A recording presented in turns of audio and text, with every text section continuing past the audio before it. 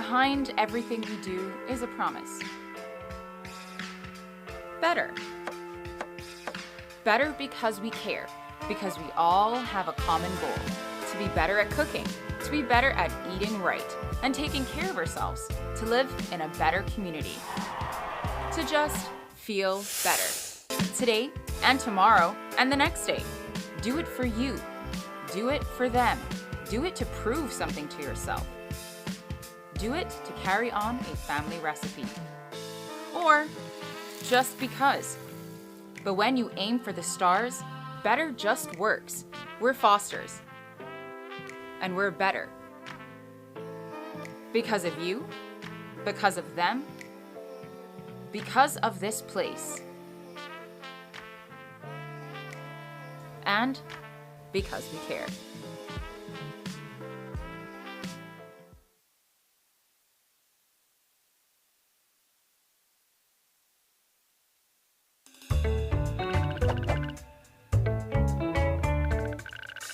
You hear people talk about the economy all the time. But what is the economy exactly? The economy is the flow of money between the people, the companies, and the government in the Cayman Islands. Why is it important to understand the economy? Well, just like the engine of a car, the better we understand the economy, the better we can make it run, and the more prosperous we can become as a community. The first important thing to understand about the economy is that the private sector is the main source of all wealth. Think about it. Most people work for companies in the private sector, both big companies and small businesses. But even if you work for the government, your salary comes from the fees and duties paid to the government by private sector companies and their employees. That's why we call the private sector the prosperity engine that powers our economy and drives the country forward. When business is booming, companies have more money to spend on salaries, bonuses, and promotions. Employees with more money buy more products and services from other businesses. All those people and businesses spending money generates revenue for the government, which pays for important services like education, roads, emergency services, and care for the elderly. So when the private sector is doing well, everyone does well. But when the private sector isn't doing well, like during a recession, the money dries up and everyone suffers. So when you hear people ask, how do we make our country more prosperous? The answer is pretty simple. Grow the economy. After all, you can't get more money from a system that isn't making more money. That's not economics. That's just common sense. In this video series, we're going to take a closer look at our economy to see how we can fuel our prosperity engine and how to make sure everyone benefits. For now, thanks for watching, and remember to share this video with your family and friends so they can learn more about our economic prosperity engine.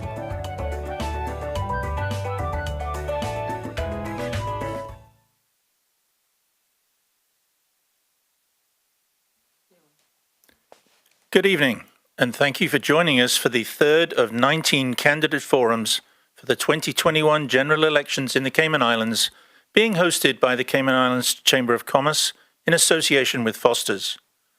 My name is Mike Gibbs, and I have the honor of being the current president of the Chamber of Commerce. I will also be one of the panelists asking the questions this evening, along with Mr. Colin Robinson, treasurer of the Chamber, and also chairman of the Insurance Managers Association of Cayman. I'd like to begin my opening comments by welcoming each of our prospect candidates, Austin Harris, Michael Miles, and Sabrina Turner, and thanking them for accepting the Chamber's invitation to participate in this forum. Your willingness to appear on the same platform demonstrates to voters that you take the democratic process seriously and are ready to respond to a series of questions on the top issues as identified by a recent online Chamber survey. More than 400 responses and more than 200 questions have been submitted via the survey, and these will help to frame the questions for this evening's forum. There is certainly not enough time to ask all the questions, but we will do our best to cover the topics that have been identified as the most important to the Cayman Islands and the prospect constituency. When the Chamber was established in 1965, the goal was to create an organization that supports, promotes, and protects the interests and welfare of its members and the wider community. Being nonpartisan, we have hosted forums every election year since the 1988 election. So for 9 elections, we have provided members of the community with an opportunity to hear from their candidates and educate themselves before Election Day. These forums have taken weeks of planning and preparation, with all the credit going to the hardworking Chamber staff, and would not have been possible without the financial support of our sponsors, Foster's, Affinity, Bodden's Legal and Corporate, and DART. So a big thank you to them. I would also like to extend a wholehearted thanks to our media partners, Cayman Mile Road, Cayman Life TV, Radio Cayman, Government Information Services, and ICCI FM for agreeing to broadcast tonight's forum. It is the first time we have live streamed the forums on the internet, and we hope that this new format will enable even more people to watch them in the comfort of their home. It is now time to begin this evening's forum, and I will therefore turn the proceedings over to Mr. Will Pineau, CEO of the Chamber, who will serve as this evening's moderator, and he will explain the rules of the forum and introduce the prospect candidates. Good evening, candidates. Good evening. Good evening. Well, thank you for joining us. The rules for tonight's forum are as follows. Each candidate will be asked a series of questions. You'll have 2 minutes to answer if you choose to do so. Each candidate will be allowed to answer the question without interruption and is free to differ with an opinion or position of another candidate during your allotted time. Candidates should deal solely with the issues, and at the conclusion of the forum, each candidate will be allowed 2.5 minutes to deliver a closing statement. I will now introduce the candidates for the Prospect constituency. We begin with Sabrina Turner. Sabrina Turner grew up in central Georgetown on Elgin Avenue. She has been CEO of Cayman Immigration Consultant Services Limited since 2006. She has been a notary public for 16 years, Prospect Community resident for 17 years, and leader of the Prospect Community Group for 5 years from 2015 to 2020. Sabrina has worked in the medical field from 1990 to 1994, was an employee of the Cayman Islands Department of Immigration from 1994 in the capacities of immigration officer, was an enforcement officer, and assistant secretary of the Caymanian Status and Permanent Residency Board. She was also the host of the talk show Topical on Vibe 98.9 FM in 2009 and host on Radio Cayman 89.9 FM Business Buzz from 2011. Mrs. Turner is married and a mother of 2 sons, and she enjoys community service, cooking, and making a difference in all she has set out to do. Welcome. Thank you. Our next candidate is Michael Miles. Michael was born and raised in central Georgetown. His love for the country started when he played youth football under influential mentors and represented the Cayman Islands at the national and international level for 20 years, playing goalie on the national football team. It was through football that he was able to gain a scholarship. Michael graduated from Lindsey Wilson College in Columbia, Kentucky, USA, with a bachelor's degree in social work, returning to the island later on. For nearly 30 years, Michael has worked in roles focused on social development, addressing issues related to family, youth, health, and community. He began his career at the Department of Social Services as a social worker intern in 1992 and then a social worker in 1995. He transitioned to the post of team leader at the Cayman Islands Marine Institute in 1997, where he supported the role of 16 youth boys back to mainstream public schools. Michael left government in 2017 and for 2 years played an integral role at the Hope Academy as the Dean of Students, ensuring students are thriving. He established his own business, Inspire Cayman Training Limited, to improve the standards of technical, vocational, and education training and vocational skills gap in the Cayman Islands. Welcome, Michael. Thank you. Austin Harris was born at the Georgetown Hospital and is the proud family to a 15-year-old father to a 15-year-old son. He attended Triple C School from K to 12, graduating with academic scholars in business studies. He later earned a Bachelor's of Science degree in finance and began his professional career in the financial services industry, first in retail banking and afterward in private wealth management, before changing careers entirely to a more community-focused profession, namely talk radio. For nearly 8 years, Austin Harris was host of the #1 rated morning talk show, Cayman Crosstalk. It was from the experience gained in this vocation that led Austin Harris to first be elected to Parliament in 2017 for the constituency of Prospect. He would later join the coalition government of the National Unity as first councillor, now Parliamentary Secretary for Employment, Border Control, Community Affairs, International Trade, Investment, Aviation, and Maritime Affairs. He is seeking re-election for the constituency of Prospect as an independent member of the Progressive-led Alliance team. Welcome, candidates. We're going to take a short commercial break, and when we return, we'll begin our questioning. Please stay tuned. Behind everything we do is a promise. Better. Better because we care, because we all have a common goal: to be better at cooking, to be better at eating right, and taking care of ourselves, to live in a better community, to just feel better. Today and tomorrow and the next day. Do it for you. Do it for them. Do it to prove something to yourself. Do it to carry on a family recipe. Or just because. But when you aim for the stars, better just works. We're Fosters. And we're better. Because of you, because of them, because of this place. And because we care.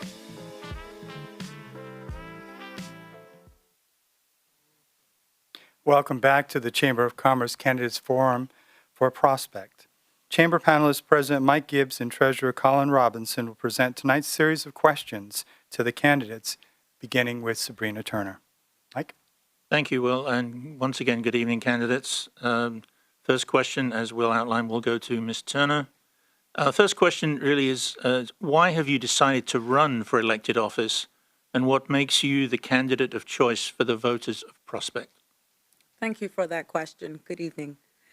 The reason I am running is because I want to continue to serve the people of the Prospect electoral district at an even higher level.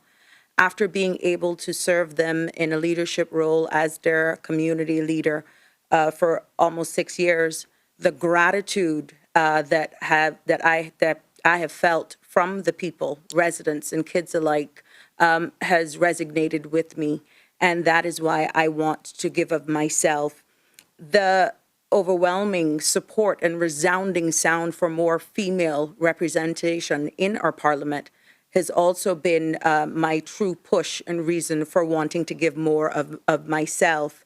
Now, being able to represent the people of Prospect and the Cayman Islands as a whole on a local, national, and international level, I feel that I will bring great wealth of knowledge and bring the female perspective on even footing with my male counterparts if the people of Prospect gives me that opportunity. Now, when we look at me being a past civil servant, a mother, a wife, and we look at the fast pace in which our country, it almost appears as though we're spiraling out of control. The total disregard from what I'm seeing is leaving our people behind, the disregard for our environment. And I'm willing and able to take that risk to put myself forward for the movement for equality and a fair, balanced style of governance in order to make us move forward. Thank you. Mr. Miles, over to you for the same question. I'm about outcomes. Thank you for the question. Mike, I'm all about outcomes.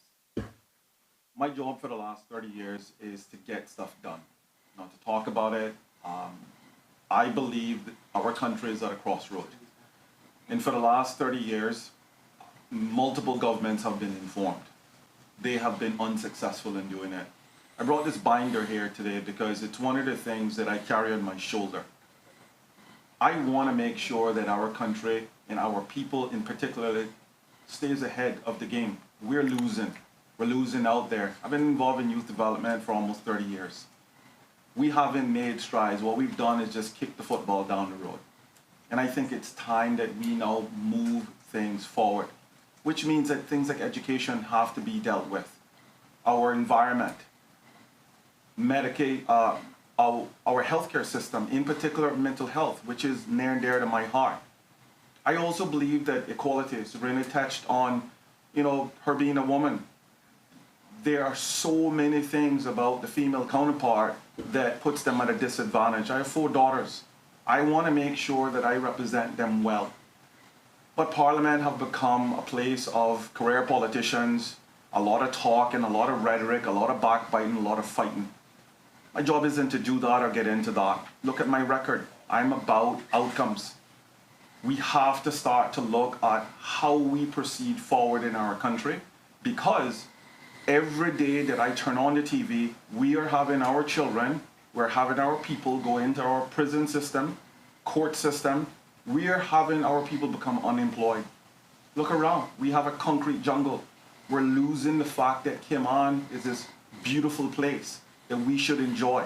Instead, we have major developers coming in and putting in a lot of concrete, and we need to now slow that down or stop it altogether. But I want to fit into a government that is about outcomes, not about outputs. Government could be a phenomenal place for us to actually move things forward for our people, and we need to start, and that's why I'm in this race. Thank you. Mr. Harris. First of all, I want to thank the Chamber of Commerce for hosting these debates. I think it is truly a value to the voting public. I also want to say a special good evening to the members of the Prospect constituency who are tuned in tonight. You certainly have a difficult decision to make, but certainly I do hope that decision will be to re-elect me as your representative for Prospect. I'm standing for re-election in the constituency of Prospect on a 4-year track record of proven performance. I have delivered for the people of Prospect. I have been approachable for the people of Prospect, easy to talk to, and I believe my proven 4-year track record of delivering on my promises is a significant reason for re-election. Shortly after being elected into office as an independent lone wolf, the independent lone wolf is attractive at the campaigning level, certainly beholden to none, only the people of the Cayman Islands. But I quickly discovered that it takes a team to govern a country and to certainly deliver on promises. That was reflected in my decision early on to join and become a member of the Coalition Government of National Unity, because I believe that being a member of the government, I could be more effective in delivering on my promises to the people of Prospect. Likewise, it also meant working with established community groups that were already in place. One of those certainly was the Red Bay Prospect Community Group, chaired by my opponent on the far right, Ms. Sabrina. I certainly can attest to her ability and willingness to work in the community. But that group largely caters to a small portion of Prospect, known as a traditional Prospect, from Victory Avenue to Mangrove Avenue. There's a wider Prospect that I have been able to service, whether it be stationing police on Poindexter to control traffic, whether it be lighting the Prospect bypass where darkness once existed, whether it be removing dangerous hedging for motorists to enter the roadway on Adventure Street in Norfolk. I believe I have a proven track record, and for that reason, I am running for re-election in Prospect. Thank you. Thank you. Mr. Miles, this question will be for you to start with. If elected, what 2 or 3 projects or programs would you like to accomplish for the people of Prospect? Within the first 100 days, we have to do a district council. I believe that in order to engage people, we have to meet the people where they are. And currently, there's no district council. That means that the incumbent and anyone else, there's no accountability. I hear what Mr. Austin is saying about proven results. Prospect hasn't really gotten a lot. What we have gotten in the last I would say in the last couple of weeks, is new roads. We still have major flooding. So we have to do a district council that puts the people back in charge of making decisions. It's the one thing that I think politicians forget. They only really rely on these folks when it comes to getting back in. So within my first 100 days, the first thing that we need to do is establish a democratically elected district council from the wider Prospect. Mr. Austin is also right. Prospect is more than Victor Avenue. Prospect is more than Marina Drive. Prospect is vast. Prospect have thousands of people in it, and we need to cater to everyone. The next project that we have to do, we have to address flooding. As I canvassed, I've knocked on every door in Prospect just about, and the number one issue that people are dealing with is flooding. So we have to address that. We also have things like crime. But what we've been trying to do is address crime in a vacuum. And I've said for many, many years, all of these reports prove it. You cannot address crime just on Victor Avenue or on Poindexter. You have to address crime at a national level. It's not going to evaporate because we put a couple of police on standby. It's not going to do that. So part of this process is making sure that people are coming together through a district council in addressing things like crime and things like flooding. And from that, we have to then approach the government, because when I get into Parliament, I want to have 2,000 people behind me. I don't want to be the lone wolf in Parliament. We have to have more people there. Thank you. Mr. Harris, the same question. Thank you very much. I stand for re-election in Prospect on a plan for a cleaner, greener, safer Prospect. Cleaner, certainly to continue my commitment to ensure the collection of trash, both on the major roadways as well as the inner communities, working with the communities on annual cleanups, but also perhaps amending the trash laws to make it easier to find individuals, the establishment of trash wardens, so that we can continuously keep our neighborhood looking clean, not relying entirely on DEH for the weekly traffic pickups or the annual pickups that occur. Greener, I would like to see us develop more open public spaces. Under the current administration, together with the representative for Red Bay, we've developed the Prospect Red Bay Park. It's still under completion, and we anticipate it will be completed hopefully in the later years of 2021 this year. There's also a number of public open spaces included in every subdivision.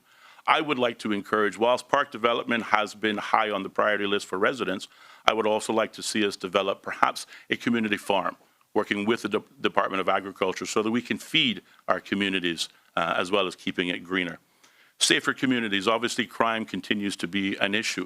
I disagree with my colleague, Mr. Miles, when he said nothing has been done in Prospect save a few roads. Yes, Prospect has had a number of roads resurfaced, but Prospect has also had the most light poles installed on both major roads and community roads than any other constituency in all 19 constituents. That, of course, removes dark corners, lightens them up, makes communities safer. Improved roads, better lighting. Certainly, I agree completely. A major floodwater drainage program is needed, particularly for Prospect proper, in between Marina and Mangrove. That project is going to be a costly one. That project will mean more inconvenience before it is alleviated. But I have established relationships and spoken with the NRA, and if re-elected, that certainly will be a major capital project that I will support. Thank you. Ms. Turner? Very interesting to hear my two colleagues talk about what they want to accomplish that has actually been attained on the backs of the people based on the NPO organization that was established by the residents of the Red Bay Prospect Community Group. If my two colleagues were more involved with the group that was established by the back of the people, they would have understood and know that the catchment area actually starts from Selkirk Drive and goes east to the Spots Newlands Road.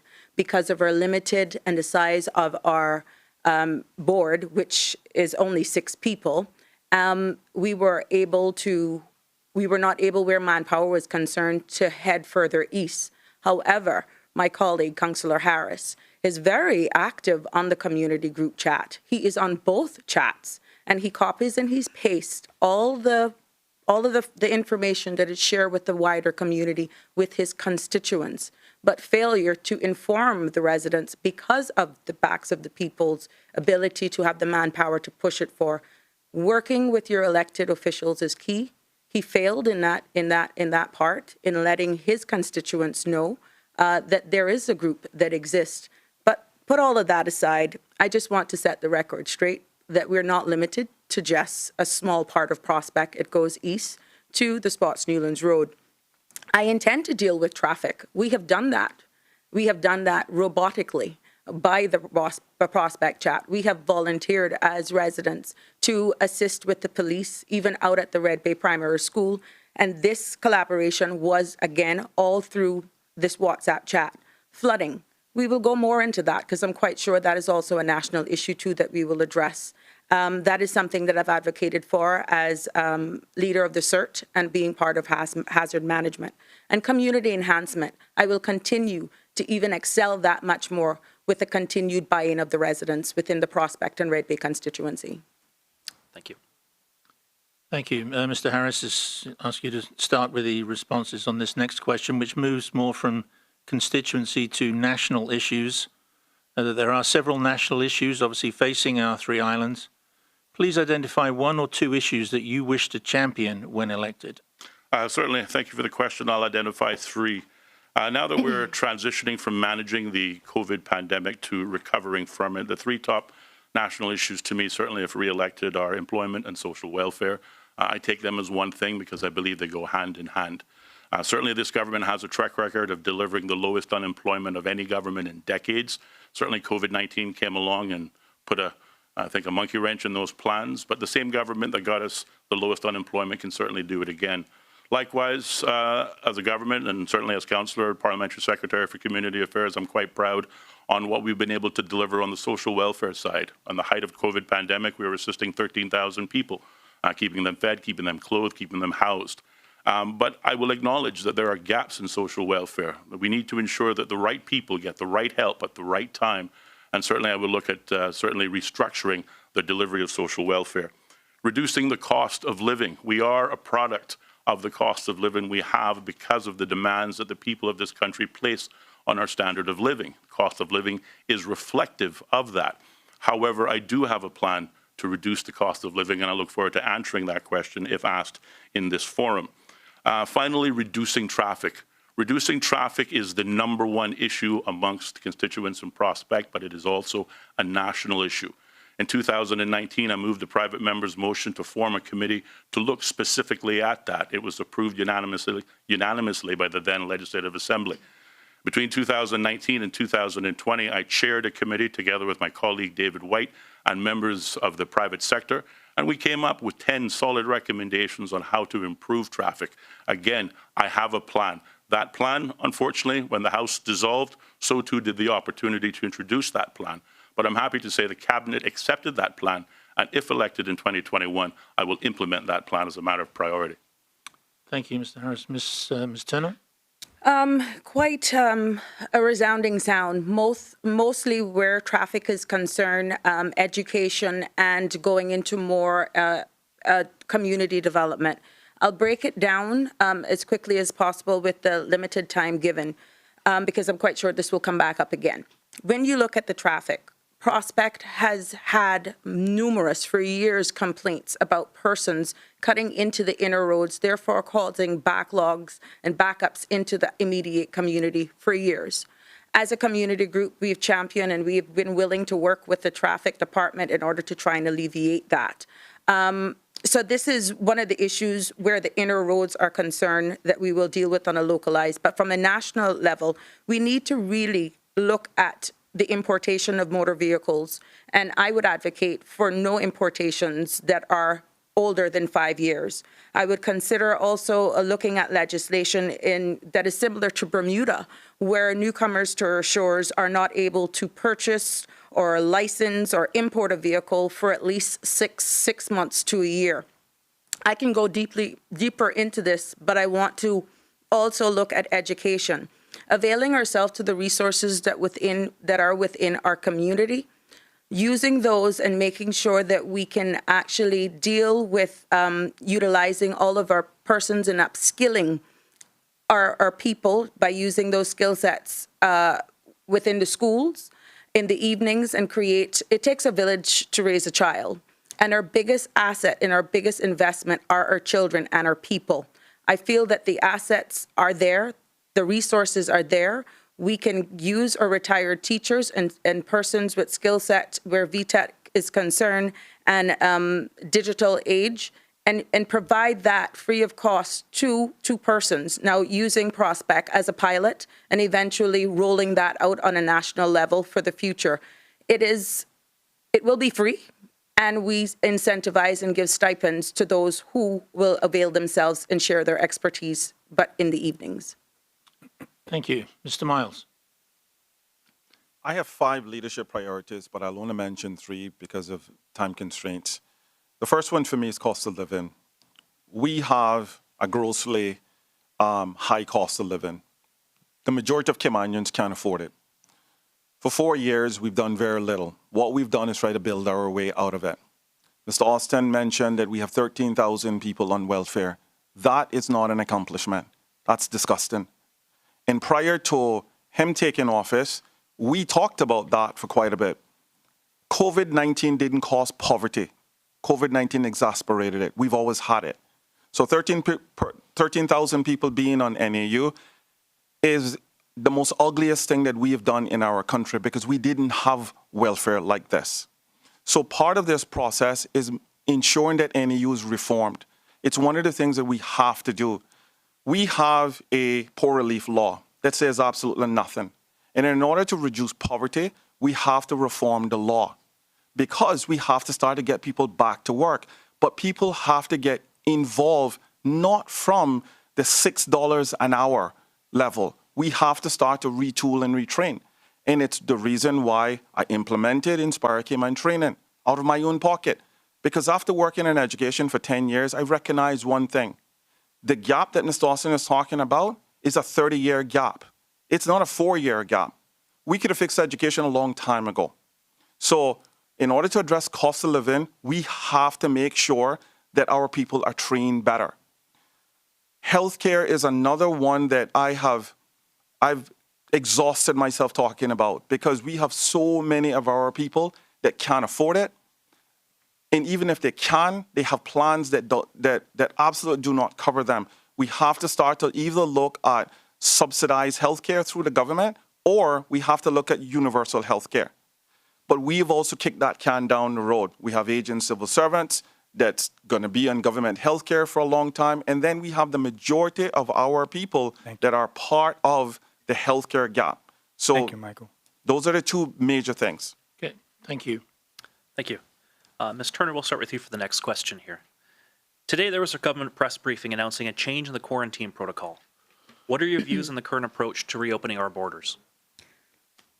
Mr. Moderator, that is definitely a question of critical importance, and I am happy that we're making strides with lessening the amount of quarantine time that is required for those residents and visitors who want to visit our shores.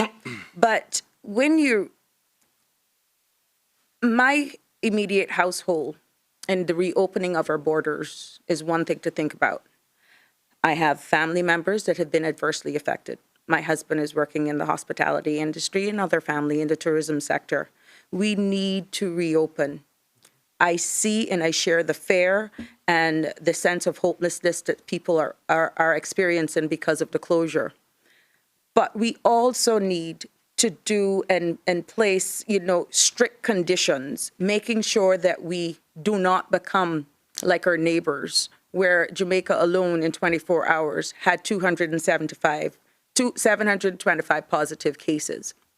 When we look at the target market in which we're attracting tourism from, they haven't sorted it out.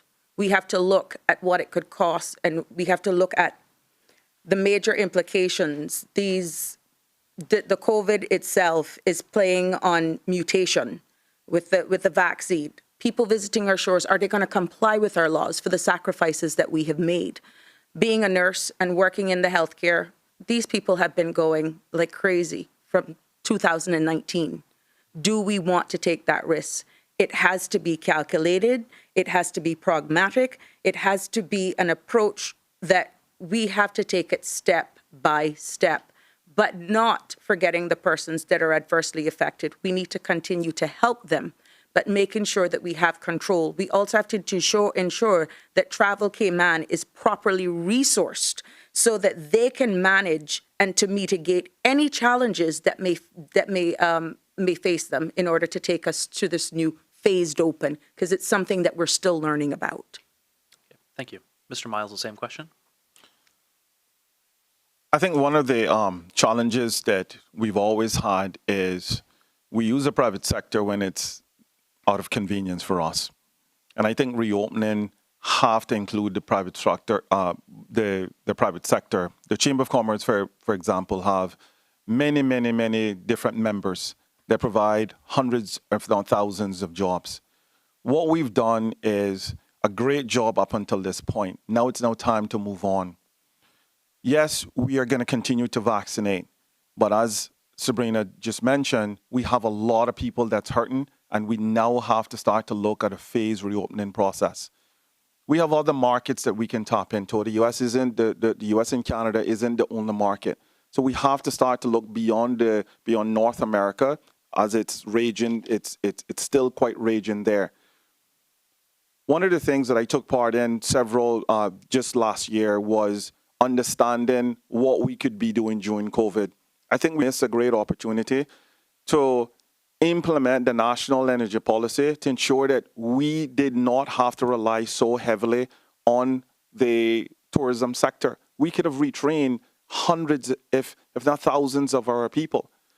Because had we done that, a lot of our people would not be either unemployed or underemployed at this point. So while we have to look at this phased reopening process and certainly hope to God that the U.S. gets their shop in order, we should now be spending a lot more time investing in retooling and reskilling. Our construction market is still major. We know that if we could, with some integrity, we can implement the national energy policy, we would have created a lot of jobs by now, and we could have at least moved the country forward financially, especially with our most vulnerable. Thank you. Mr. Harris. Thank you very much for the question. Before answering it, I want to address some comments made by my opponent, Ms. Sabrina, on the issue of traffic and what was community-driven and certainly what was representative-driven. While she's absolutely correct, I listen to the cries of the people of Prospect through the various WhatsApp groups, whether it be the one that existed or the 4 that I created after being elected. But for years, traffic has been plaguing Prospect, falling on deaf ears. I came along and I listened. Closing Poindexter Road to local traffic didn't happen as a result of volunteer effort, but came as a result of representative pressure and working with the RCIPS. To the question, the statement raised by my opponent, Mr. Miles, in terms of the number of persons, 13,000 at the height of COVID receiving social welfare. That was at the height of COVID, after we closed the borders, and persons, certainly in tourism, financial, and other industries, couldn't go to work. 2019, we talked about the lowest unemployment the Cayman Islands had ever experienced. What that means in plain English was in 2019, 98% of the overall population had a job. 95% of them were Caymanians. So certainly COVID exacerbated that problem, and, you know, it's a reality. I think on average, prior to COVID, there were about 6,000 persons on social welfare. Still not a proud number, but I also want to point out that this group consists of persons who are elderly, retired, no longer working again, as well as persons with disability. They probably will never be able to hold down consistent employment, but they still need help, and thank God NEU and social welfare was there. As it relates to the opening, I'm happy that we've been able to reduce the quarantine time. This is representative of the government's disciplined approach to vaccination, which now we're at 90% of the high-risk category. And that's good. The government is seeking to achieve herd resistance, I forget the term for it, but certainly herd resistance by getting vaccinated, protecting our local population. But we cannot open too soon. The last thing this country needs is to move into a second lockdown. So we have to be careful. We have to follow the science. But of course, keeping the borders closed indefinitely is simply unsustainable. And I would agree, reopening is necessary. Thank you. Thank you. Our next question has already been touched on by a number of you, relates to the cost of living. This was actually the top issue in the Chamber's recent survey. And so what I'm looking for is what specific measures would you recommend to help reduce or alleviate the cost of living for all residents in the Cayman Islands? And Mr. Miles, if we could start with you on that question. One of the first things that we have to look at is our minimum wage. We've kicked this down the road many times. We have a high percentage of our population that are making minimum wage. Therefore, we have needs assessment unit that's subsidizing hundreds, if not thousands of these people. Ms. Dawson talked about 6,000 people. A lot of those people are not elderly. We capture all of these statistics. So a lot of these folks are able to work, are working, but cannot afford to pay their bills. When we have people that are looking for simple things as food, we have an issue. So we have to certainly address our minimum wage. Another thing that we need to address is huge developers coming into our country, throwing on a lot of concrete, making a lot of money, and moving on. We have to start to look at them contributing to things like schools, parks, the cleanup of our cemeteries, roads, playing fields. All of these green spaces that we consistently talk about, we have to start to have our developers who are making a lot of money in our country put those things in order as well. Sewage system. We could have had major developers fix the flooding in Prospect years ago. What we've done, we've talked about trickle-down economics. Another area is dealing with off-reg. We have to start to regulate off-reg because too many of our people are paying high utility bills. We have to make sure that off-reg follows through with implementing the national energy policy. We have to look at things like solar and renewables. There should be solar on every government building, every school in our country. It could create jobs. It's been proven. That's why we've written the national energy policy. And in the last 4 years, we've implemented 2% of that. So those are things that I will be looking at to implement when I'm elected. Thank you. Mr. Harris, same question. Thank you for the question. First off the bat, minimum wage will not lower the cost of living.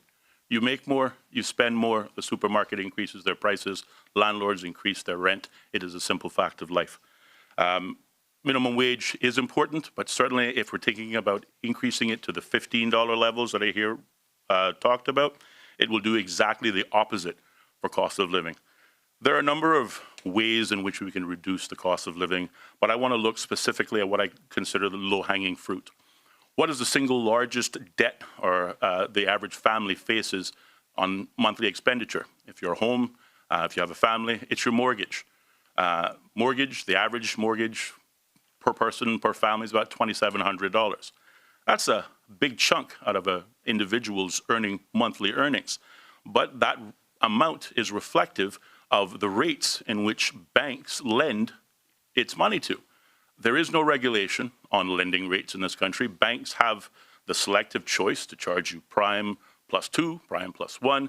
If you're lucky, you're a good client with a lot in the bank account, maybe you get prime -1. But that restrictive lending rate is, in fact, increasing the cost of living and taking money out of people's pockets.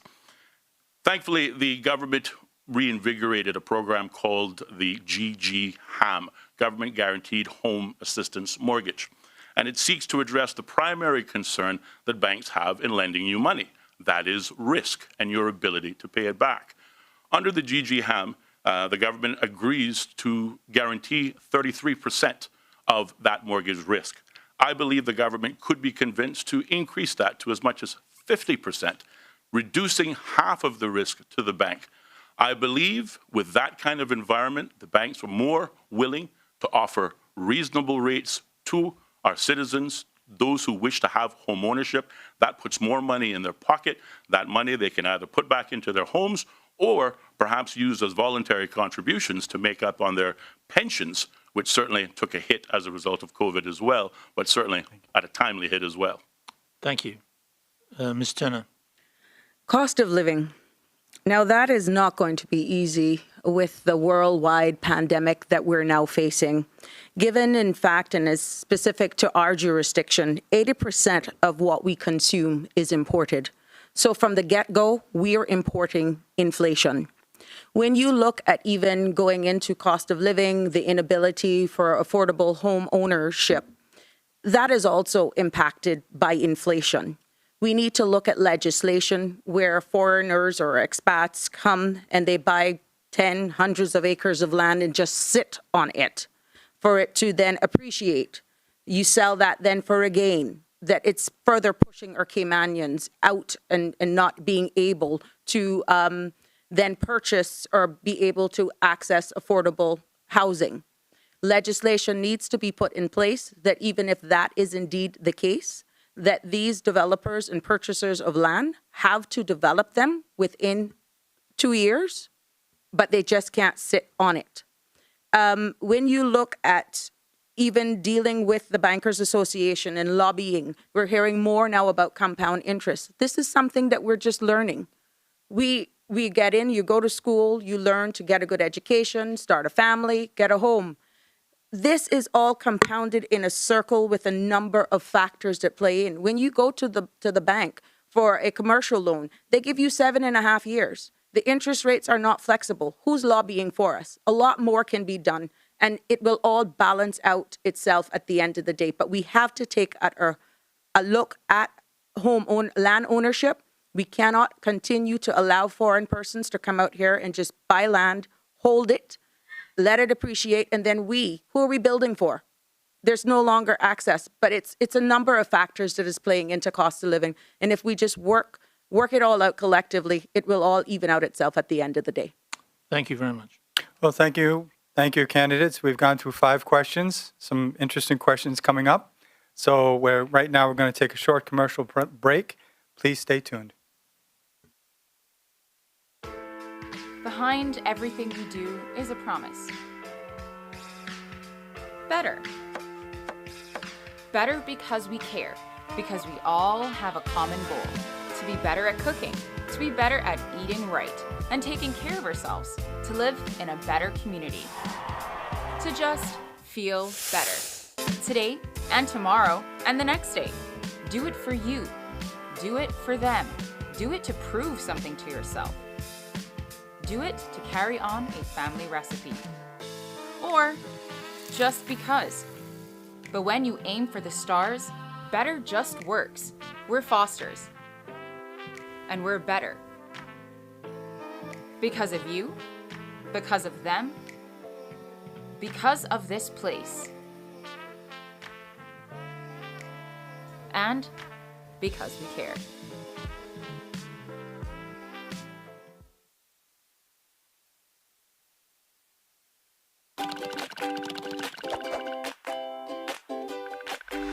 Here in the Cayman Islands, the private sector is the prosperity engine that drives the country forward. Just like a real engine. The better we understand how it works, the better we can make it run, and the better off we'll be. To help illustrate how our economy works, let's take a step back in time to when there were only a few thousand people living in Cayman. In those days, most people survived by fishing or farming for food.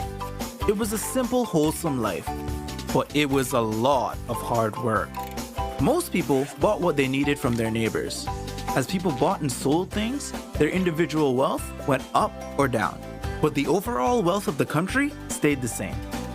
In a simple economy like this, the only way one person could increase their wealth was by reducing someone else's. In order to increase the overall wealth of the country, one of our Caymanian ancestors would have to sell something, a product or service, to someone somewhere else, and bring that money back home. In other words, we would have to export something. In those days, our biggest export was labor. Men worked overseas or on the seas and brought the money home, thereby increasing the total wealth of the country. Although the economy is much bigger and more complex today, these same principles still apply.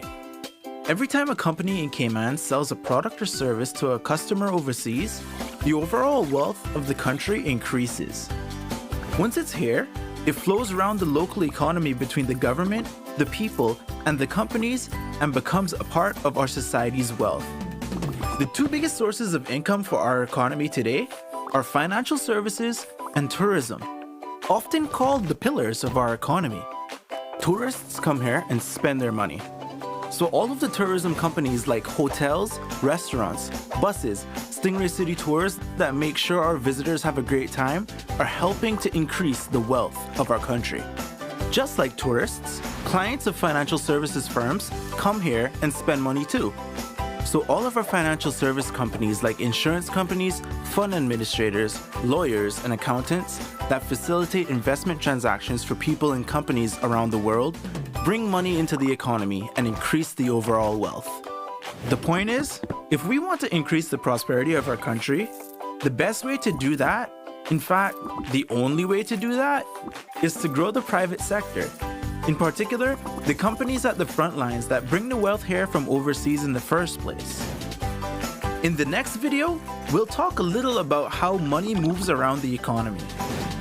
For now, thanks for watching, and remember to share this video with your family and friends so they can learn more about our economic prosperity engine.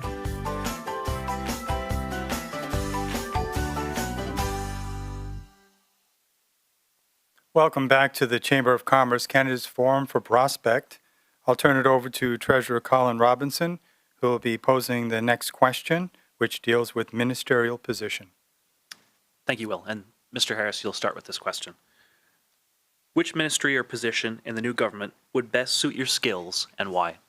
Thank you for the question.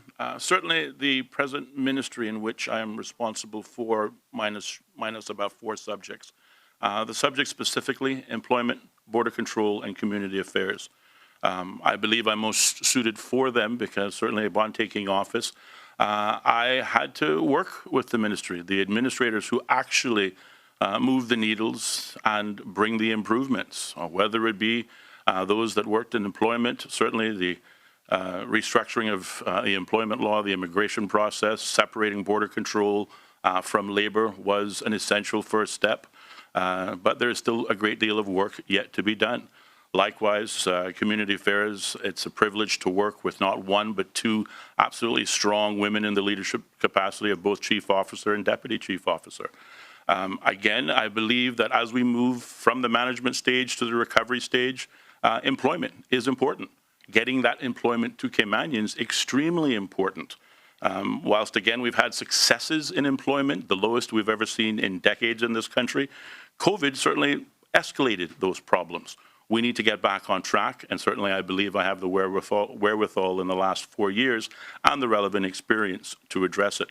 Likewise, at the community affairs level, community service, social welfare, I believe as we improve employment opportunities, we decrease demand on social welfare. But I agree with my colleague, Michael Miles. It's more than just jobs. We have an outdated poor persons relief law, which is insulting to persons who are in poverty, frankly, by its very name. During the past 4 years, we have been working to repeal that legislation and replacing it with more updated financial assistance legislation. Again, we ran out of time, but the good news is we have a plan and we're ready to implement it upon re-election. These ministries are not sexy and glamorous, but I believe they are essential. I volunteered to serve these ministries in 2017, and certainly if re-elected on April 14th, and if there's an opportunity to be a member of the government, I would seek a ministerial seat in these roles because I believe they are essential to our recovery. Thank you. Ms. Turner? I am very passionate about people and working on the ground for so many years, Ministry of Community Affairs and Gender and Culture would definitely be where my heart is. Understanding resounding cry for more women, and I feel that over the years, with this less representation that we've had at our legislative arm and now our parliament, that bringing that female skill set will represent the needs of our female in having the ability to work within that ministry. When you look at the needs and policies and why you are elected into office, you are there to create laws and policies and work in a collaborative effort with all the staff, including chief officers, for the betterment of the people who use those services and the country as a whole. I am all about empowering, giving people a hand up, and helping them to get back on their feet so there's never a need to constantly be able to have their hands out for government assistance. We're there in order to to lend and walk with them hand by hand culture. I feel that I would be a great asset to this because I enjoy working with the cultural of arts. I have volunteered my time for years working in our Pirates Week and trying to maintain what we have as our heritage. And I feel that homegrown, authentic part of me will only shine if I'm given that opportunity to make sure that our culture is not only celebrated on Pirates Week, but it's also a permanent part in our curriculum so that we know where we're coming from and where we're going. Thank you. Mr. Miles? Thanks for the question. There's two ministries that I believe that should be joined at the hip. The Department of Children and Family Services and Education. I've worked in both. They deal with the same clients. I believe that these two ministries should be, or these two departments should be under the same ministry. Here's why I believe this. Because we're dealing with the same clients, we're duplicating services. Education is dealing with it from an education standpoint. The Department of Children and Family Services are dealing with it from a social standpoint. It's the same thing. If we can bridge those two ministries, we save money because we're forcing key departments to work together. We have to start to look at employing the best teachers in the world. We cannot continue to build big buildings. It's not working. Clifton Hunter costs us $110 million. John Gray, before it's all said and done, it's going to cost us $160 million. And yet both of these two schools have not been successful in passing an inspection. I've been at Hope for 4 years. The things that I have said in education, I took to Hope Academy, and Hope is one of 12 schools who've gotten good on their last inspection. Why? Because we followed the breadcrumbs. Again, I point to my binder here. I carry it on my shoulder because we know all of the recommendations. We don't need to recreate this stuff. If we can implement these things, everything in terms of healthcare and unemployment goes away. All we have to do is implement it with integrity. The long and short of ensuring that all of this stuff is done is that it saves us money and heartbreak down the line. What we have done is we've kicked it down the line. So I believe that if we can get really serious with building a better education system and not just buildings, protecting our people so they're not falling into poverty, we are going to have a phenomenal country. Thank you. Thank you. Ms. Turner, this next question will be for you to respond to first, and this moves into the area of financial services. Given that financial services is critical to the island's economy, if elected, how would you respond to the recent FATF grey listing and the EU's intention to blacklist us, even though we have met most of their requirements? I think that is, we're not given enough attention, in all honesty, for the role in which our financial services plays. During this COVID, that is what has kept us alive. The fact of us not going on a blacklist has allowed this country on a gray list to recoup or to have made $30 to $50 million. I feel that when you look even in the financial services, there's nothing called a minimum wage. We need to make sure that at the end of the day, we hire, retool, and train our persons to protect our financial services, because the income that our country makes from what those persons who are attractive in doing business with us in our hedge funds and all of that, we can only gain from that. I will repeat, there is no minimum wage positions within our financial services. And therefore, what we need to do is to be ahead of the curve. People are attracted to our jurisdiction because of the robust and respected legislation that we have in place. We can no longer just pretty much flippantly say, oh, let the EU go away. We have to make sure regulations and compliance is here to stay. We need to increase and improve our level of infrastructure where communication is concerned in order to be, if not the best in the world, the best in the region when it comes to internet. We're going to a digital era. Financial service is a key pillar along with tourism, and you look at what they're capable of bringing. We just need to be a little bit more fast in reacting, and instead of having to be subjected to sanctions. bearing in mind a number of our clients, international, want to do business here, but they also have to comply with EU's regulations. So that is a key thing. And what I want to stick home here today is the fact that there are no minimum wage positions in our financial services. Thank you. Mr. Miles, same question. We always seem to be shocked when this topic comes up. And I always feel that we're always backpedaling. I believe that the Cayman Islands is the best country in the world. I love this country. I have represented this country for 30 years at various different levels. But we always seem shocked when the EU or some other entity comes at us. And yet we have the best talent in the world, in the private sector, that we underutilize. We only seem to tap into these people when there's a pandemic or when there's something else. Why aren't we putting the best team of people together? We have the best law firms in this country. We have the best law firms in the globe. But yet we don't utilize these people. We should now be expecting that this is going to happen all the time. So let's assemble the best people so they are protecting us on the front line. I believe that if we're not doing that, we're failing everyone in this country. And one of the biggest things that I've seen is that government seem to always be shocked that we're on the blacklist, not expect that, something, they're going to come with us. Another thing that I see that we have to do different is we have to start to attack it from the front lines. We have to start to put it out there that we are actually abiding by the standards of the EU. We are abiding by the standards of the US, by Canada, or wherever.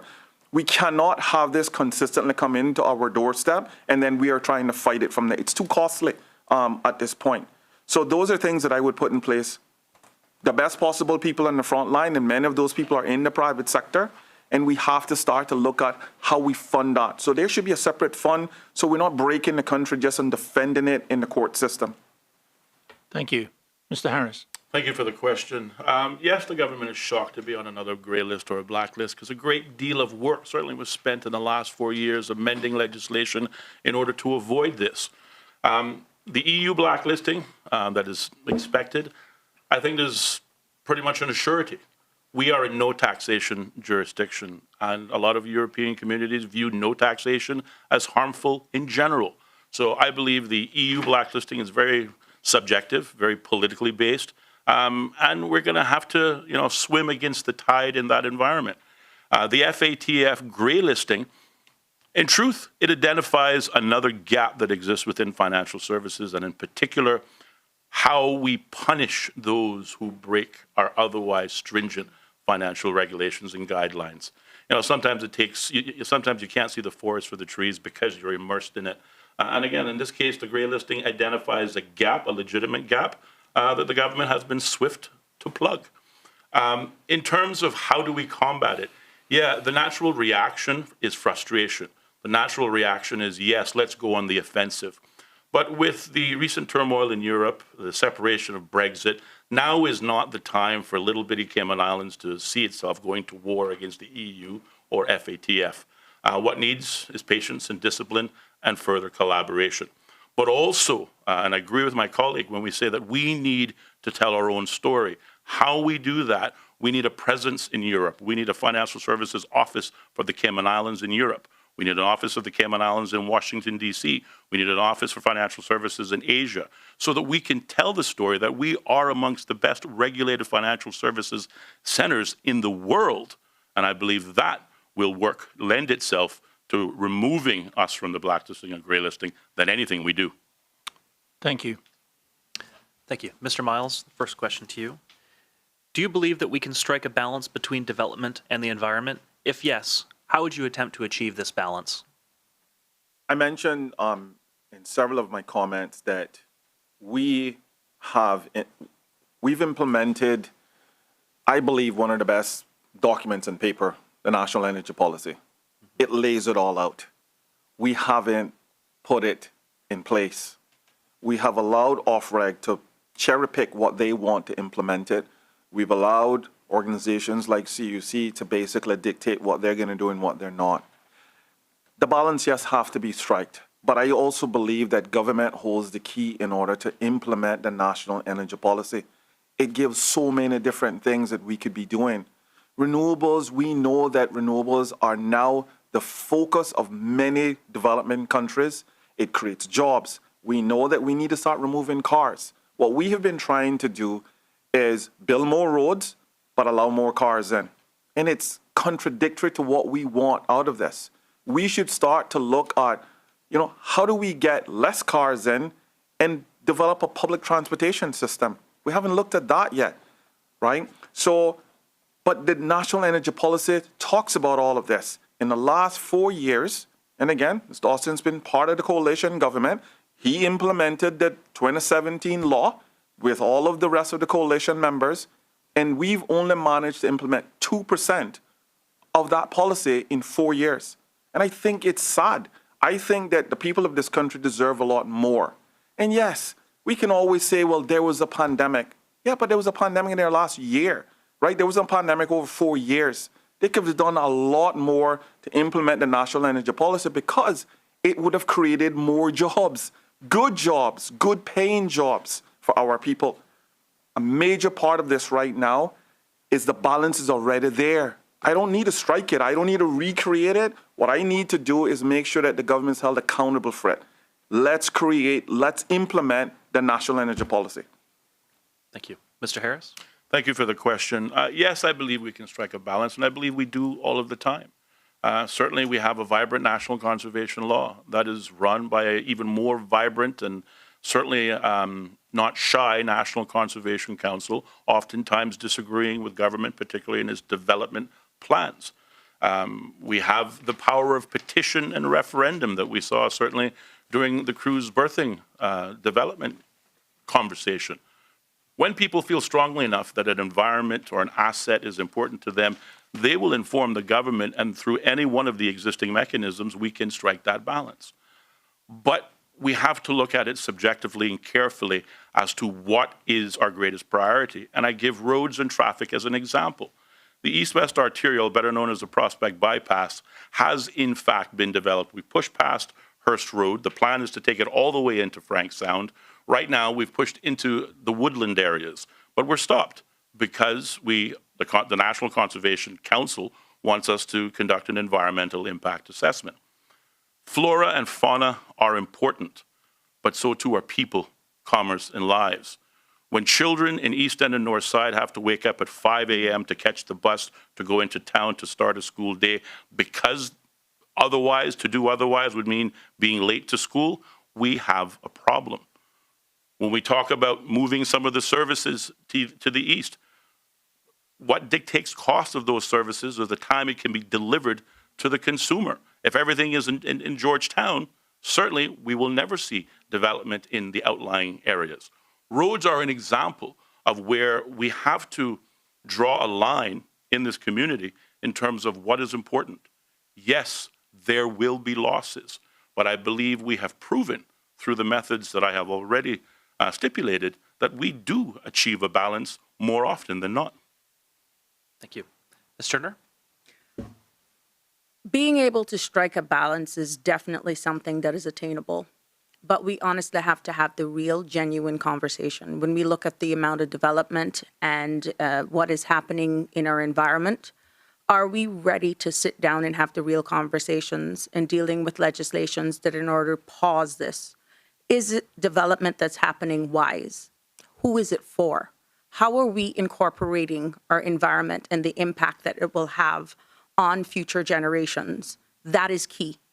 If we're only looking at the almighty dollar, yet our people are being left behind, environment becomes second class, then we will have no planet and nothing for our children to be able to aspire and live in.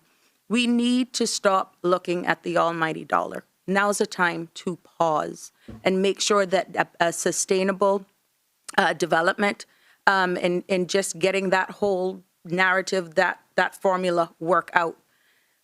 We have some serious development happening right now in Prospect, and without proper legislation in our land laws where water has to be contained within the land, not enough infrastructure is put in, and we are going to have a disaster on our hands if development that is approved does not include infrastructure and infrastructure works of the developers, and stop leaving the people of this country saddled with roads and proper runoff drainage. These are the real conversations that needs to be had with those who are approving all of these development. I am not anti-development. I'm smart development, but making sure that our environment is protected and that whatever development is accessible to our people. We are tired of being left behind. They no longer have a voice. The voice that they had is voiceless, and I am willing to be that voice for them so that our environment and development will be at our people's access moving forward. Thank you. Thank you. Mr. Harris, the next question, look for you to respond to first. Moving on to education. And what do you see as being the biggest hindrance to the education system in the Cayman Islands? And how specifically would you propose to address it? Thank you for the question. I think the biggest hindrance to education in the Cayman Islands right now is the parental involvement, both at the PTA level as well as on a day-to-day basis. If we are not reinforcing what we are teaching in our schools 8 hours a day in our homes at night, we are always going to have poor grades, poor inspection results, and otherwise disappointing outcomes. I give you an example of how parental involvement works, and I'll use the Prospect Primary School as that example. We have a very vibrant and committed PTA, a number of parents participating all of the time. These same parents are checking their child's homework. So if your child's having difficulty in science or math or English, if you are participating at home with that child, you'll identify that early, and you'll be able to address it either through tutoring or additional assistance. The biggest issue and the gap for education in Prospect Primary at this stage is expansion. We need more space. There are students, there are parents moving to Prospect. We had, I think, 171 new voters. They moved to Prospect in many cases specifically to enjoy the primary school environment that Prospect Primary affords.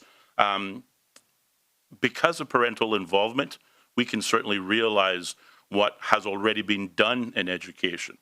The Minister for Education, one of the first things she did in this present term was improve the morale of teachers by increasing their pay to $5,000. We certainly see the new curriculum being added and continues to be rolled out, more modern. I believe these two issues, these two approaches will reflect positively on our school inspection results in years to come. Rome wasn't built in a day, and these issues didn't happen overnight. But certainly we have a vibrant education system, but there needs to be broader parental involvement and stop blaming it on government or other things. Thank you. Ms. Turner. Education. Our kids, like I said at the beginning, and education is the root of everything. But right now with this pandemic, and we've seen there's no way in our lifetime that we could ever imagine that this would happen. When we're talking about education, we need more parental involvement. We need to utilize our adults in our community, our retired teachers within our community, and there are resources there that are not being tapped into after school classes that we could make those available and accessible at night, free of charge to those who cannot afford it. With my ability to lead, this is something that we wanted to do within the community level and with the buy-in of the people, and give those persons who are willing to give up their time in the evening a stipend to incentivize them. I call it the ACE, that's Adult Continuing Education. Now, we have the schools that are there. We can teach all of this stuff with computers, and you have the green spaces out there. It's a win-win for all. But we have to address it. We have to make sure that we get our sixth forms back into our public schools. I think it's a crying shame when we pass our public schools and have to take our kids to a private school when public school is there, accessible for all, and it's free of cost. But we need more to take our children forward. We need more parental involvement. It takes a village to raise a child, and this can only happen if all hands clap.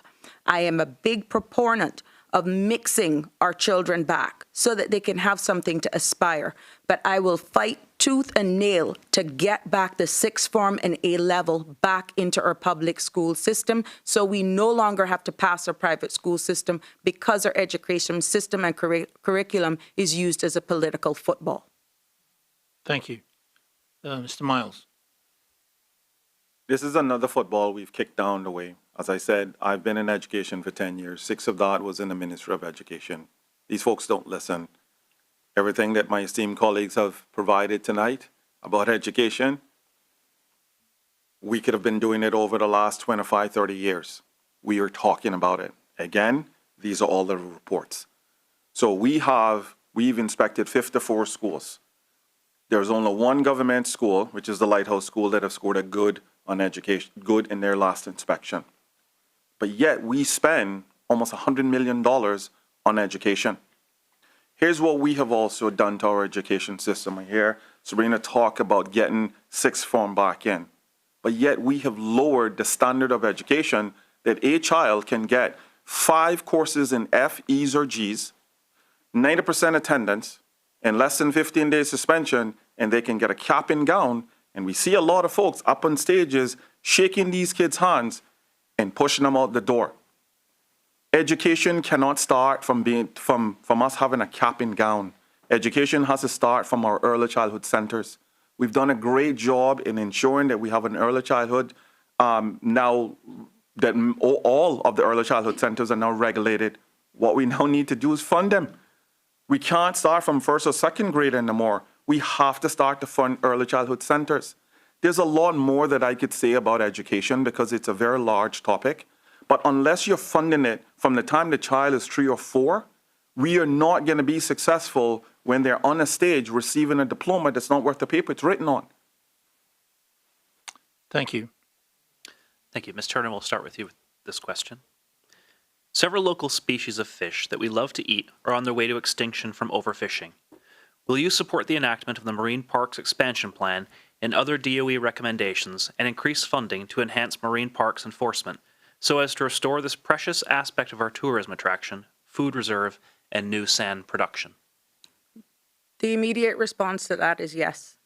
And I must say I am humbled to have been invited to a meeting with Mr. Courtney Platt, who is an avid person when it comes to reef fish. And I understand it may be a very delicate conversation to have because we have many of our locals who depend on the fishing right off our very reefs in order to provide a meal for themselves and an income to their household. But where is the data for counting the species of fish that are there? For every dive that happens, oh, there's a lot of fish. But how many, where's the data that proves the type of fish that were there? We lack sufficient information in order to make a call. But the mere fact is that about 5 or 10 years ago, legislation was passed, but it has not moved out of the consultative phase. Once I am elected, and to be the first female elected representative in Prospect, I will make sure that any legislation as it pertains to protecting those that initiative will be removed from a dusted shelf, no longer conversation, but in act. We have to start somewhere, but this is not to disregard those people who depend on reef fish for a living. I will have them at the forefront of my mind because I love me some fried fish and fritters, but we have to also be able to control it so that this can be enjoyed by our future generations as well. Thank you. Mr. Miles? Like Ms. Turner, I am the same. I had the opportunity to meet Mr. Platt, and he laid out what he have seen is a dire need to, I would say, to implement legislation. He outlined the things that we can do different by not just expanding the no-fish zones, but no one is listening again. I believe that we need 19 constituents, 19 MPs who are running constituents to take it more seriously. Like everything else, we sit down, we create committees or forums or groups, but we don't really do a lot. What Courtney outlined is serious. He's saying in the next couple of years, these particular these particular species of fish are going to just disappear altogether. What we have done, we are saying we're going to just think about it. We're going to look at it. So he's tuned out, he is put aside, and yet we have a huge population of fish that is now being extinct.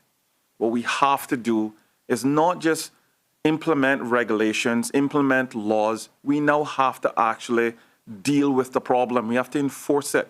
You know, we are looking at bringing on many different facets of government. You know, we are now looking at saying to our country, we have the regiment, we have another line of defense that we're bringing on again to help the police department. Why aren't we enforcing a lot of this stuff? We have some of the best scuba divers in this world. Wayne Courtney explained that we still don't know how many fish species there are because we've never counted those. Why aren't we using those? Why aren't we putting those people back to work?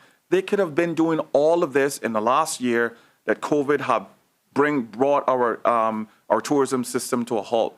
But I support what this legislation is, and now we have to implement it and enforce it. Thank you. Mr. Harris? Thank you for the question, and certainly, you know, I know Courtney. I like Courtney. But you're entitled to your own opinions, but you're not entitled to your own facts. A little known fact is that under the current administration and the current Minister of Environment, who also happens to be the current Minister of Health and perhaps been a little preoccupied with managing COVID to share this good news, but under the Coalition Government of National Unity, we have enhanced more marine parks across all 3 Cayman Islands than any government that came before us.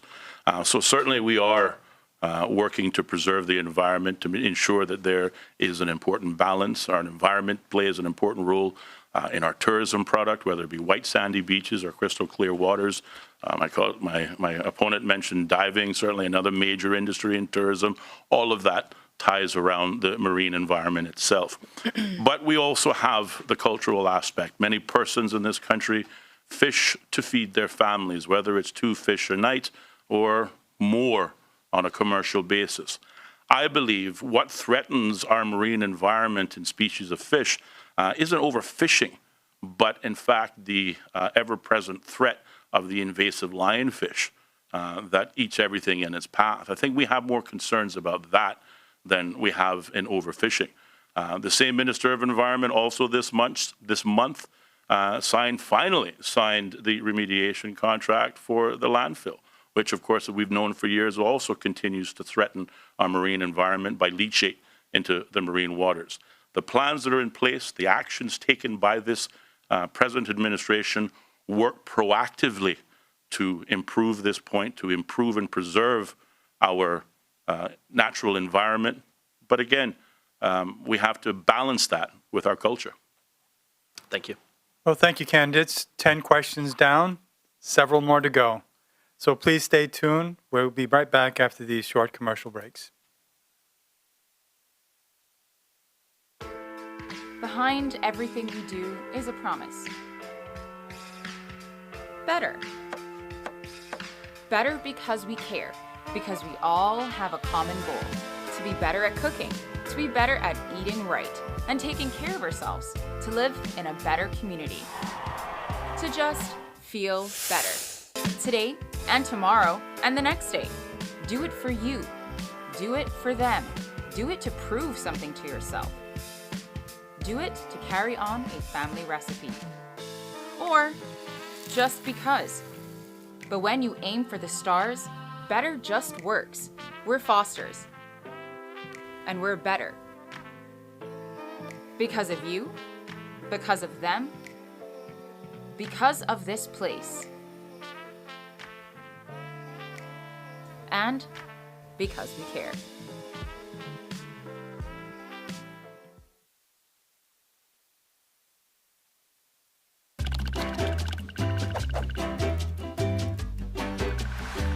In the last episode, we learned about the important role of companies here in Cayman that do business with overseas customers and generate new wealth for the Cayman Islands economy. But what about all the other companies in the Cayman Islands? How do they fit into our prosperity engine? Every business in the Cayman Islands falls into one of three groups, or tiers. Each tier plays a critical role in our economy. The first tier is made up of all the companies that do business with overseas customers and bring money into our economy. Companies in this tier are like the gas tank of our economic prosperity engine. The more we have in the tank, the farther we can go. Although most well-known companies in this tier are in financial services like Butterfield Bank or tourism like the Ritz-Carlton, there are many other well-known Tier 1 companies doing business with overseas customers, like Uniregistry, Health City, and all of the companies in Cayman Enterprise City. The second tier of the economy is all the companies that do business with other local companies, like IT and marketing consultants, or companies that sell supplies to bars and restaurants. These companies are also very important because without them, the companies they supply would need to buy their goods and services from overseas. So while companies in Tier 1 bring money into our economy, companies in Tier 2 help keep it here. The third tier is made up of all the companies that provide services to people that live and work in the Cayman Islands. Companies in this tier include supermarkets, dry cleaners, mechanics, gyms, doctors, dentists, architects, house builders, florists, and gardeners. These companies are important sources of employment and business opportunities for our people. And they play a really important role because without them, Cayman wouldn't be a very nice place to live. So to recap, Tier 1 companies do business with customers overseas. Tier 2 companies do business with other companies in Cayman. And Tier 3 companies do business with those who live here. Every company and self-employed contractor in the Cayman Islands falls into one of these three tiers, and they all play an important role in making our nation prosperous, helping bring money into our country, improve our economy, and creating jobs. And without them, the Cayman Islands wouldn't be the great country that it is. Thanks for watching, and remember to share this on social media so we can all help fuel the economic prosperity engine.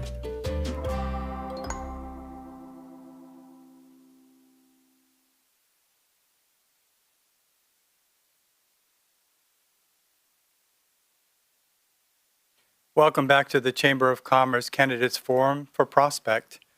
We'll turn to the topic of economic diversification, and President Mike Gibbs will answer that, ask that question. Sorry. Thank you. Mr. Miles, this one will be directed to you first. Financial services continues to come under external pressure, as we've just talked about, and tourism may never return to the levels seen before the pandemic. So I'm wondering, what are your views about diversifying the economy, and which areas would you support and encourage? We have to start looking at energy efficiency. Therefore, as I said earlier, we have to start looking at implementing faster the National Energy Plan. It's a job creator, and it's good jobs. It's great paying jobs. We need technicians, right? Because it's been going so slow, you have an entire industry who don't actually know how to plan. So they don't know from one day to another if they're going to be in business or not. That has to change. So we have to ensure that OFREG is enforcing a lot of this stuff. Another thing that we have to start to look at is things like farming, right? We have loads of land. Austin is right. There's public land in just about every constituency, but we are not tapping into that. Why aren't we setting up peppercorn leases with farmers within the constituencies so that we can move that throughout our country? Because of this, our food shortage could be threatened. There's going to be, God forbid, I don't wish it on our world again, but there may be another pandemic. What then? What if the food dries up because it's in demand all over the world? We have to start to get more contained within our country where we are producing our own food. I think farming is going to be a major thing here, and not just growing stuff, but we can also create fisheries. There are so many things that we could be doing. But again, we're focused just on the financial services or banking or government administration. I also believe that another area that we have to start to focus on is the technology fields. Why aren't we inviting Google in? Facebook? Why aren't we giving them some concessions to come in here? The majority of our kids are technology savvy today. Those are three major industries that we can create right off the bat that that doesn't include us putting down any building space, right? We have more than enough of that, right? So I believe that if we can do this, we have 3 solid industries that will produce a really great structures going forward. Thank you. Mr. Harris. Thank you for the question. Economic diversification is absolutely essential. I think certainly during this COVID pandemic, we see, first of all, how important financial services really is to the Cayman Islands. But we also can appreciate how important tourism is to the Cayman Islands, and both in terms of opportunities for employment as well as opportunities to sustain a living. Certainly the government that I have been a part of for the last 4 years believes and embraces diversification, and it can certainly be seen in the field of healthcare. Again, continuing on the positive works and actions of previous administrations that saw Health City enter the market. Now we're looking to cater our services to a potential 4th, again, high-level care hospital. That will improve the healthcare outcomes for our people, but also create the diversification that we need. We also see the Honourable Minister for Planning, Commerce and Infrastructure, Joseph Yu, and the tireless efforts he has gone through in his ministry under this administration to support micro and small businesses through the development of whether it be grants or aids, or certainly the development of the Centre for Business Development. Encouraging our people to be entrepreneurs, to go out and be their own bosses, creates that kind of diversification that regular employment certainly just does not. I do want to challenge, though, a statement that you made, Mike, as it relates to the possibility that tourism may not return to our pre-COVID levels. I disagree entirely. I believe our tourism products and the offering of the Cayman Islands is extremely strong. I believe the fact that we've kept our borders closed has only caused more people to knock. I believe our success rate on COVID, being the safest place on this planet in addressing COVID and not having to deal with social distancing or otherwise, will serve as an encouragement. The more people are not say you can't come in, builds that sort of desire to come to the Cayman Islands. The Cayman Islands product in tourism is #1, and I believe when we do eventually reopen, our tourism will surpass pre-COVID levels. Thank you. Ms. Turner. Yes, my response to that is that I'm not going to throw the financial services under the bus. We have regulations, and regulations is a must. Transparency in protecting us to keep us attractive is here to stay. All we have to do is listen to the advice given by our experts, and there are so much of them here. The spin-off effect from what we can get from our financial services can then trickle down into being able to upskill and retool our people to make them not only local citizens, but global citizens, so that when we do get out of this and we are able to then allow our people to go internationally and they're going with skill. Innovation is something that we're lacking. We can invite other industries to come here. We have created this bubble that is make us very more attractive. But in protecting our financial services, retooling and upskilling our persons within the tourism sector, when that does rebound, we should be trailblazers, have different attractions, retool and upskill. So even tourism, should this happen again, we don't know if this will be a part of our life moving forward, but we will be retooled, upskilled, and ready for the challenge in order to keep us viable and sustainable without having to depend on external forces.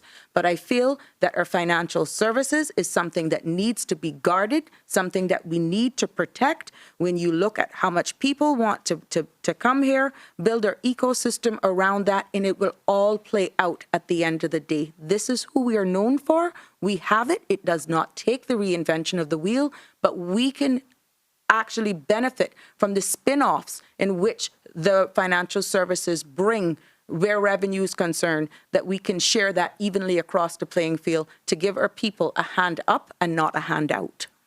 Thank you. Thank you. Mr. Harris, this question is for you. What are your views on the recently enacted Civil Partnership Act? Thank you for the question.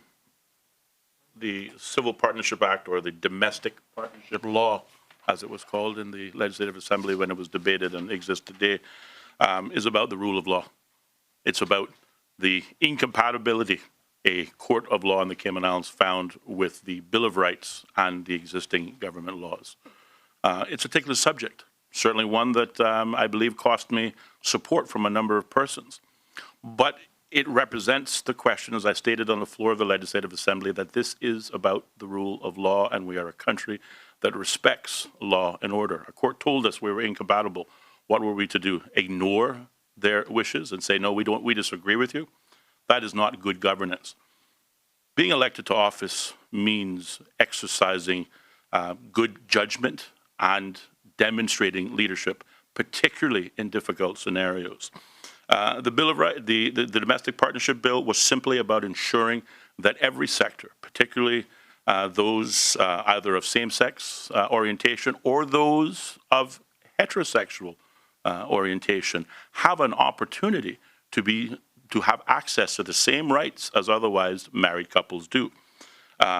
Whilst the bill certainly seemed to attract a lot of tension around the same-sex marriage, it was not intended to only address same-sex. As a matter of fact, there are civil unions. There are persons in this community who have been together in personal relationships for a number of years, don't necessarily believe in the institution of marriage, but they certainly have no intention of leaving each other. They should be entitled to the same rights as couples who are otherwise married, whether it be inheritance rights, insurance rights, etc. And interestingly enough, despite the uproar and the attention on same-sex couples, since this law became law, more persons of the heterosexual variety have taken advantage of this law to regularize their union, man and woman. Again, the government was able to achieve a court-ordered duty without having to amend our Constitution, without having to redefine how marriage is defined in the Cayman Islands. It upheld the law and ensured rights for everyone. Thank you. Ms. Turner? Mr. Moderator, in my most humble opinion, this ship has long sailed thanks to Section 81 of our Constitution and the sheer lack of our elected arm being able to uphold and even give the voice of our people that ability in the House of Parliament. As such, we must pick up the pieces and live as best as we can harmoniously in this with each other and respect what has come down the pipelines. Now, it is astounding, amazing to me, the voice of my colleague now, that he was very silent, pretty much. And the way in which, in the time, I think the climate could not have been worse. But now that Section 81 has been enacted, the people's voice was not heard. We have to be able to embrace. We will have our differences on this topic and look, and if we have to take legislation back to tweak it, that's something we have to do. What we need to bear in mind is that we're not an independent jurisdiction. And the fact that we're still governed and we are a British overseas territory citizen, we still answer to our mother country, the United Kingdom. So that said, I implore each one to just love your neighbor and let's move on as best as we can. But Section 81 was enacted. Thank you. Mr. Miles? I agree with Sabrina. I think 19 MPs failed in this matter. Section 81 should have never been enacted. I believe that 19 people should have come together and moved this through to protect our people. These are our people. Regardless of what anyone wants to think, these are our people. I've heard all sorts of arguments. Well, it's a small population of people, majority rules and all of that sort of stuff. They're our people. And when our people are being discriminated against, there's a problem. And I believe that we have to protect all of our people, regardless of who they choose to be with. I don't want to beat this to death. I believe that we should have been educating our people. What I've seen is 19 MPs, or at the time, representatives, run in to hide. They had no meetings, or if I think Ezard was one of the few that had a meeting to talk about this and at least bring it to the forefront, but we ran from this issue. And then we sit back and we are all upset that Section 81 was enacted by the UK, that was represented by the governor. we have to protect our people. End all. We have to protect our people. So I believe that as a representative, I'm not going in just to represent heterosexuals or represent this part of the community or that part of the community. I'm going to be representing everyone. Therefore, I will be out there representing everyone, regardless of who their partner is. Thank you. Thank you. The next question for Mr. Turner to start is in respect of our youth. What do you regard as the top two issues facing our youth of today, and how do you intend to address those concerns if elected? The two top concerns of facing our youth is pretty much hopeless disappointment and being able to address them. They are looking for just somebody who is a leader to give them a fighting chance. Education has failed them. I, like my colleague here, Mr. Miles, we're product of class of 1990.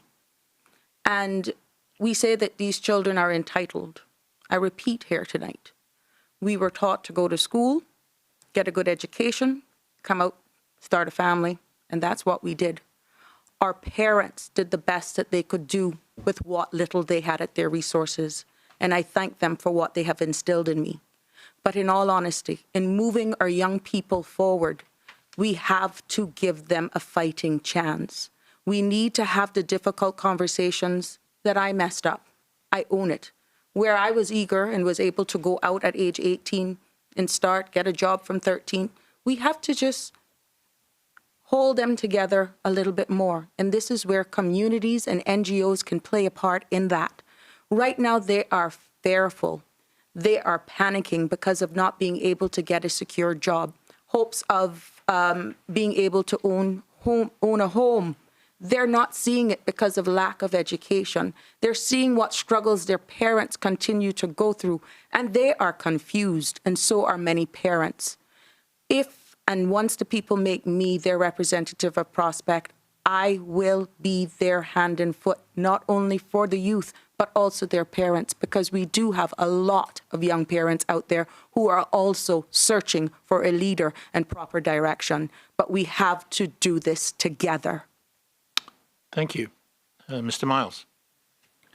This is what's impacting youth today. Since 2000, we've commissioned almost 20 reports. This is what's impacting youth. I can talk for years about this stuff. Two things in particular that I'm working with right now is what Ms. Turner just said, poor education. It's the reason why my wife and I implemented Inspire Came and Training. We've invested our own money. Matter of fact, we saved $50,000 because we believe in education, because of the gaps in education. I spent 6 years in the ministry telling them about these gaps, and I am not a teacher. Mental health is another major aspect that's also affecting the majority of our youth. COVID didn't brought this on. We have failed because the average child in our country don't have health care. For the last 10 years, I have worked tirelessly to ensure that kids are connected to mental health care, connected to resources, whether it's through NAU, through ARC, or many other facets. I myself, I have two daughters that have been diagnosed with a mental illness, so it impacts me in my life. But they had health care, they have access, so therefore they had treatment. I work with kids every day that do not have access to treatment. You know, I had the privilege of sitting in the Alex Banton Foundation symposium. I see so many people get up and talk about this problem as if it's a new phenomenon, when this is something that's been going on in our country for almost 30 years. We talk about ensuring that we have the best banks in the world, but if our children can't fill them, if our children can't fill the jobs, again, I hate to use the cliche, who are we building for? But we have to address poor education. We have to address mental health in order for us to have a better society going forward. Thank you. Mr. Harris. Thank you for the question. The two top issues impacting young people in the Cayman Islands, I think, are their entrance or ability to access the job market after high school for those who choose not to go on to tertiary education. Certainly, I think we need to do a better job of training our young people whilst we have them in the school system. TVET is a relatively new, discussed, talked about initiative in the Cayman Islands. It's not new to the world, but certainly we have been behind the 8 ball in that regard. We do not, however, need new buildings to introduce TVET. Just last week, we saw the Public Works Department introduce TVET training in construction. We have in the private sector the Superior Auto TVET program for auto mechanics. When it comes down to courses, work offers, Passport to Success, Ready to Work. So there are a number of programs already in existence. We just need to take advantage of them. We have brand new schools that are empty at night, classroom space that could be used for training to get those who perhaps have graduated without a skill, upskilled in order so they can be attractive. The other issue is for young Caymanians starting out in life, and that is, of course, owning a piece of the rock.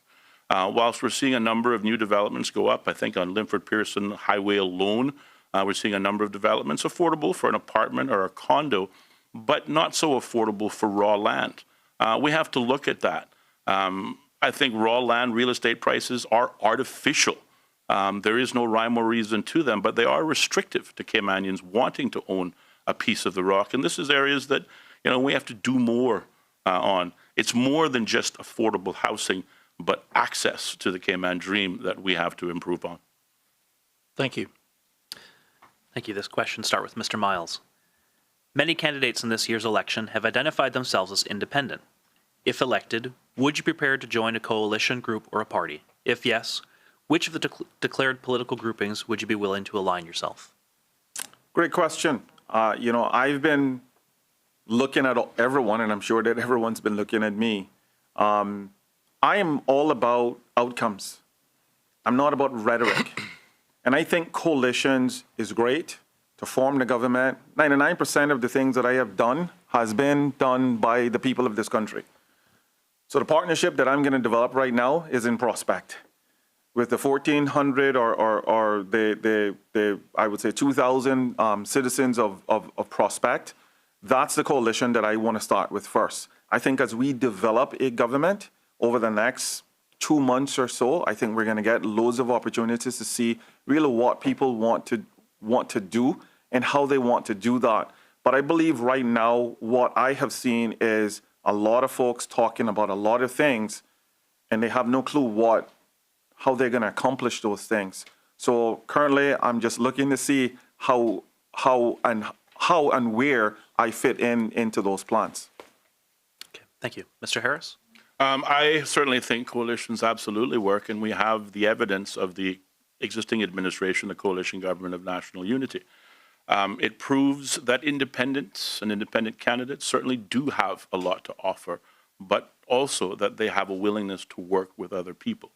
This coalition government of national unity has been effective. It has delivered much, and certainly it is one that I believe will lead us into the new future of politics. I came to politics and was elected in 2017 as an independent, a lone wolf, and I quickly discovered that no man is an island. It takes at least one friend to move and bring a motion to the Legislative Assembly, and it takes an additional 9 friends or majority to pass that motion, to bring about change. So certainly, yes, you need a team if you want to govern. I remember my initial entrance into politics in 2017. We spent a week in the horse trading.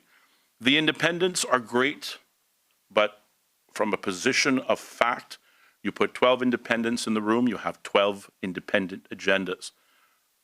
2017, fantastic example. The independents, the 8 that got elected, had an opportunity to form the government of the day, not once, but twice. But because of ego or own separate agendas, it could not hold it together. We saw the same calamity happen in the opposition during this 4-year term in that struggle for leadership. Too many chiefs, not enough Indians.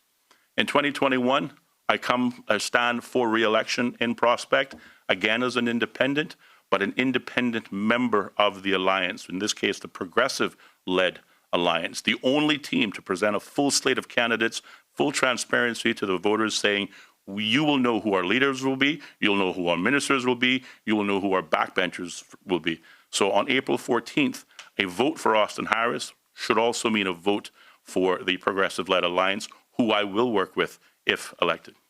Thank you. Ms. Turner? Thank you for that question.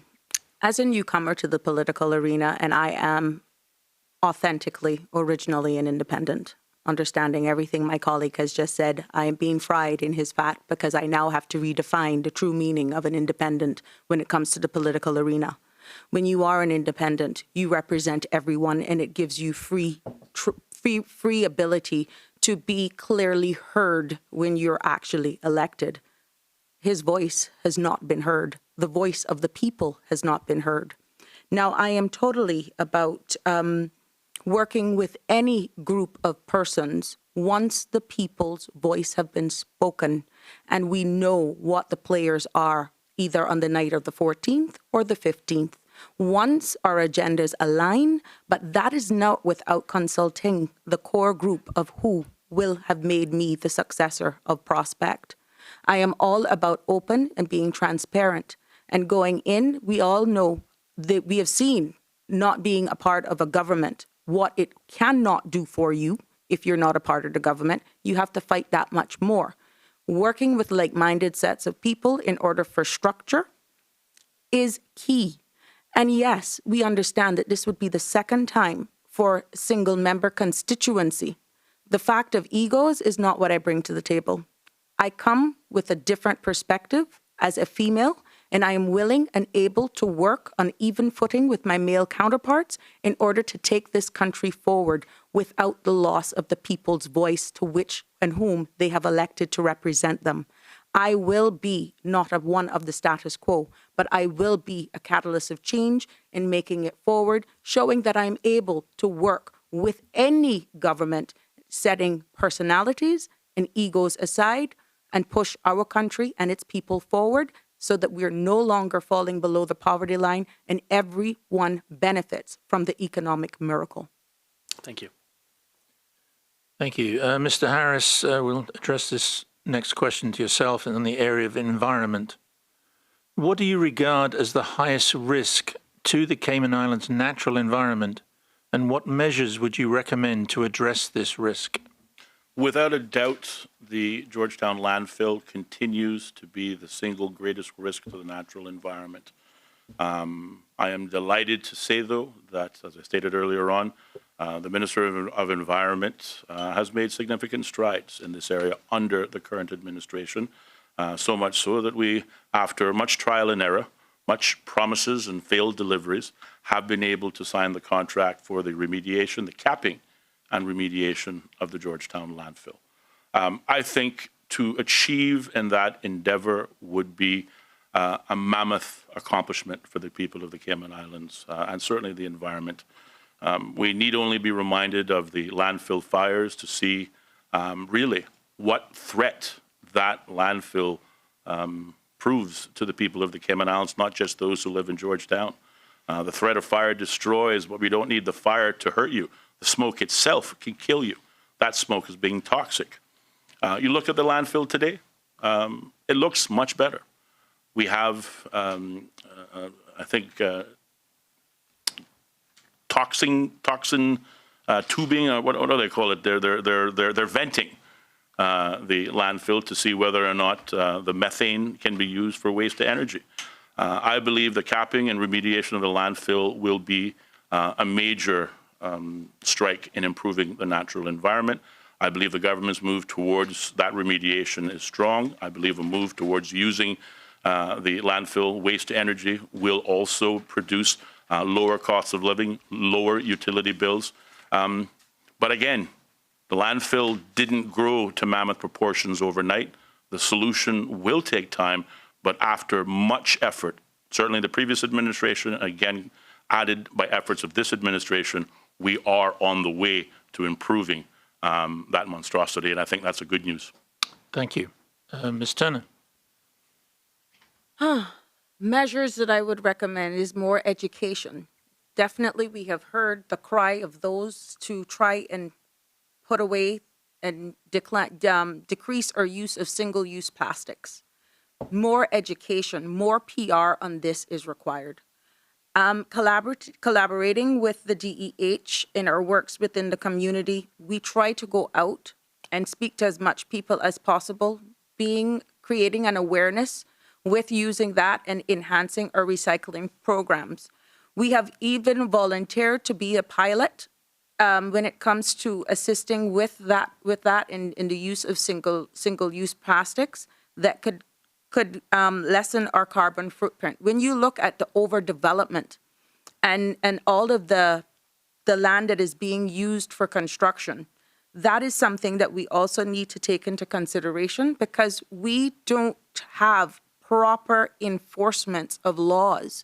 We have lots of laws, but we are an over-regulated and under-enforced jurisdiction when it comes to protecting our natural environment. And I feel that much more attention needs to be paid in this regard. More education from the school and in town hall meetings can be done so that we're all are responsible in lowering our carbon footprint from even the purchase of cars. More incentives has to be done because it all ties in at the end of the day. Thank you. Mr. Miles. I would agree with Mr. Austin. I think that the landfill poses perhaps the greatest risk to our country. In addition, single plastic use. For 30 years, we have done reports on the landfill. I'm happy to hear that we've signed a deal to move that forward, capping that, and hopefully turning that into a recycle center. The goal, I believe, have to be done now of making sure that we follow through with it, because we are a start and stop government. We start something, it looks good, we take a lot of pictures, everyone comes out to the landfill, everyone is happy, and then within a year or two, we defund it. So it goes right back to doing the same thing. The hope for me at this point in time is that we are going to be serious about recycling. We are going to be serious about banning single plastic usage. We've talked about it. We see it. Sabrina just mentioned that we are over-regulated in terms of our laws. Yes, we are. We can spit out a law in a second, but we don't enforce anything. As we drive down, we build all of these phenomenal roads. But as you drive down those roads, they're all littered because we don't actually enforce it. And because we don't enforce it, we are constantly now having to pay the NICE program to go every year and clean that stuff up. I believe that if we are going to be serious about this, then we have to make the investment. I also believe in education. I believe that we should be using social media to placate that everywhere on how important it is for us to protect our beaches, for us to protect our wildlife. I was just recently at Rum Point. As I am entering the beach, there is plastic all over the beach. There are people swimming with absolutely no care. And I believe that we have to now ensure that it's enforced nationwide. Thank you. Thank you. Next question, Ms. Turner, you'll start. The introduction of a national lottery has been discussed for many years as a way of funding education and infrastructure. What's your view on introducing a national lottery? I have no objections with the introduction of a natural lottery as long as it is regulated. There are job opportunities there, and I know personally there are a number of people that travel overseas just for that as a hobby. Now, with regulations and the funds and jobs that can be created from that, I feel that our country will benefit, but not before we consult our people. This is my personal response, but should and if I am elected as the representative to represent the people of Prospect, this is something that unanimously they would have to agree and support.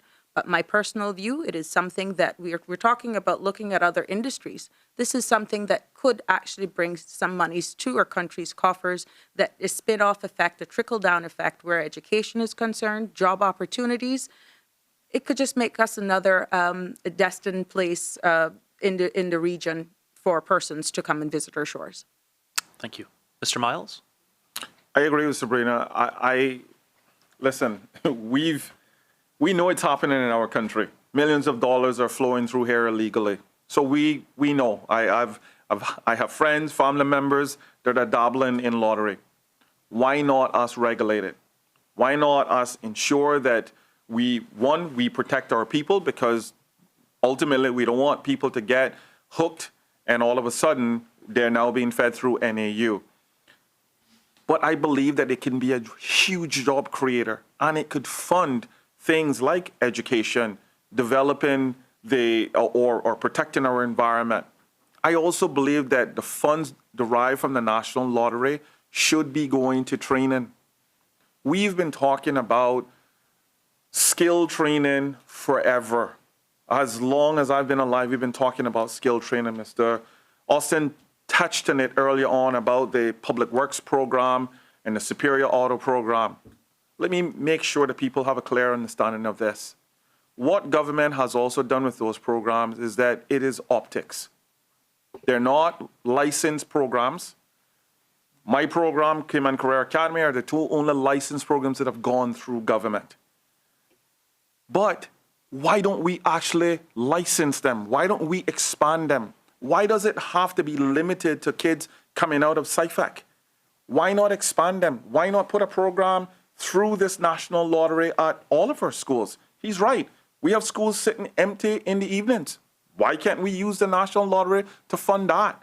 Why can't we use the national lottery to ensure that we're building homes for the elderly and protecting them? Or maybe we build things for our folks coming out of the prison system so their transition to the community is a lot easier. It is a fund that we can tap into, but it's a fund that we also have to make sure that government regulates so it goes to the specific things rather than this blank check, because that's what we are accustomed to as well.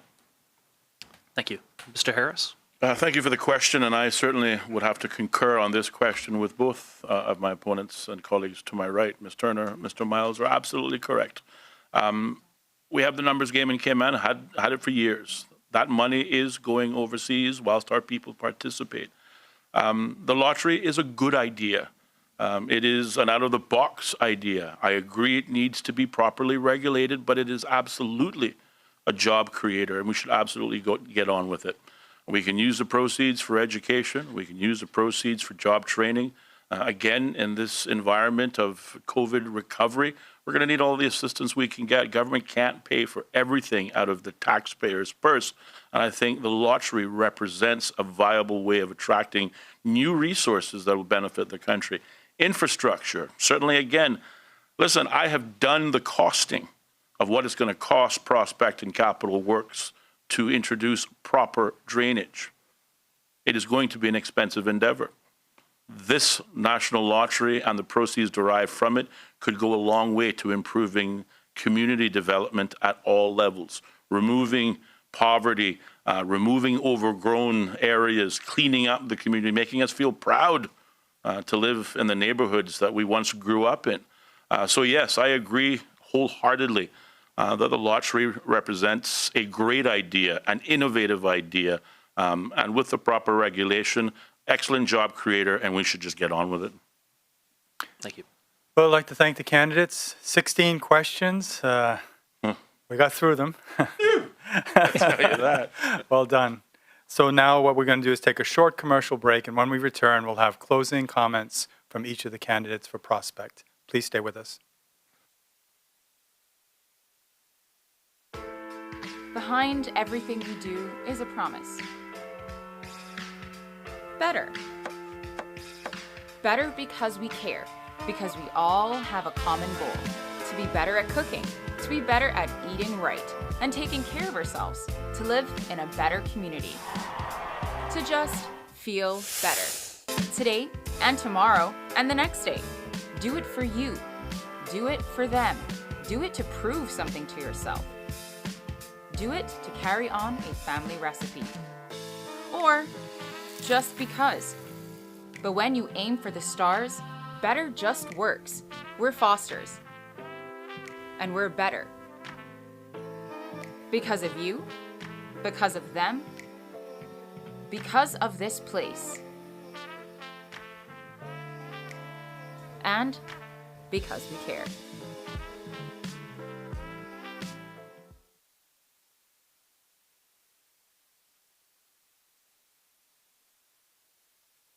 Welcome back to the Chamber of Commerce Candidates Forums for Prospect. We've reached this stage in this evening where we've gone through 16 questions, and each of the candidates have done a great job in responding to them. Now you have 2.5 minutes each for a closing statement. We begin with Sabrina. Thank you very much for this opportunity. And as much as I love and I am accustomed to public speaking, I never realized how quickly 2 minutes can pass. But let me thank you yourselves and your sponsors for allowing us this platform. Now, democracy works because of people like myself who are willing to step out and undertake the hardships of running for political office and the rigors of managing the public's business.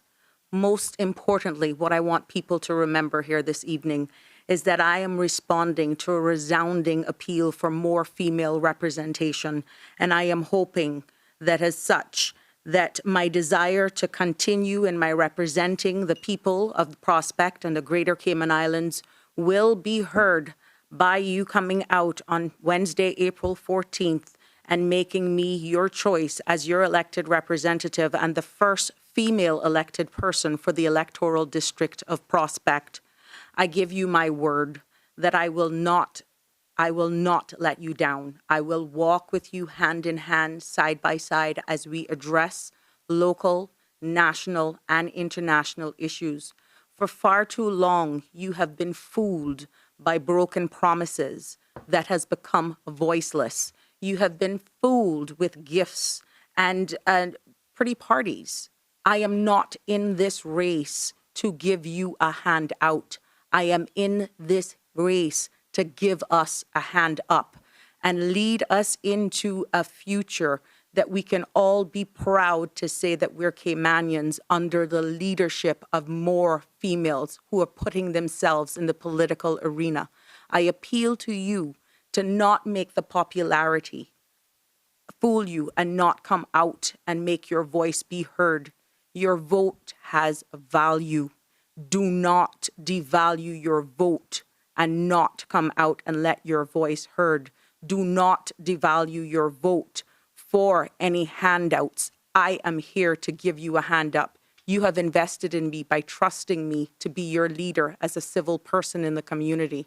I continue to invest in you by being able to invite you this Saturday to come out to the grand opening of my campaign headquarters, which proves that I am ready to serve you by being the first person in Prospect to have a constituency office.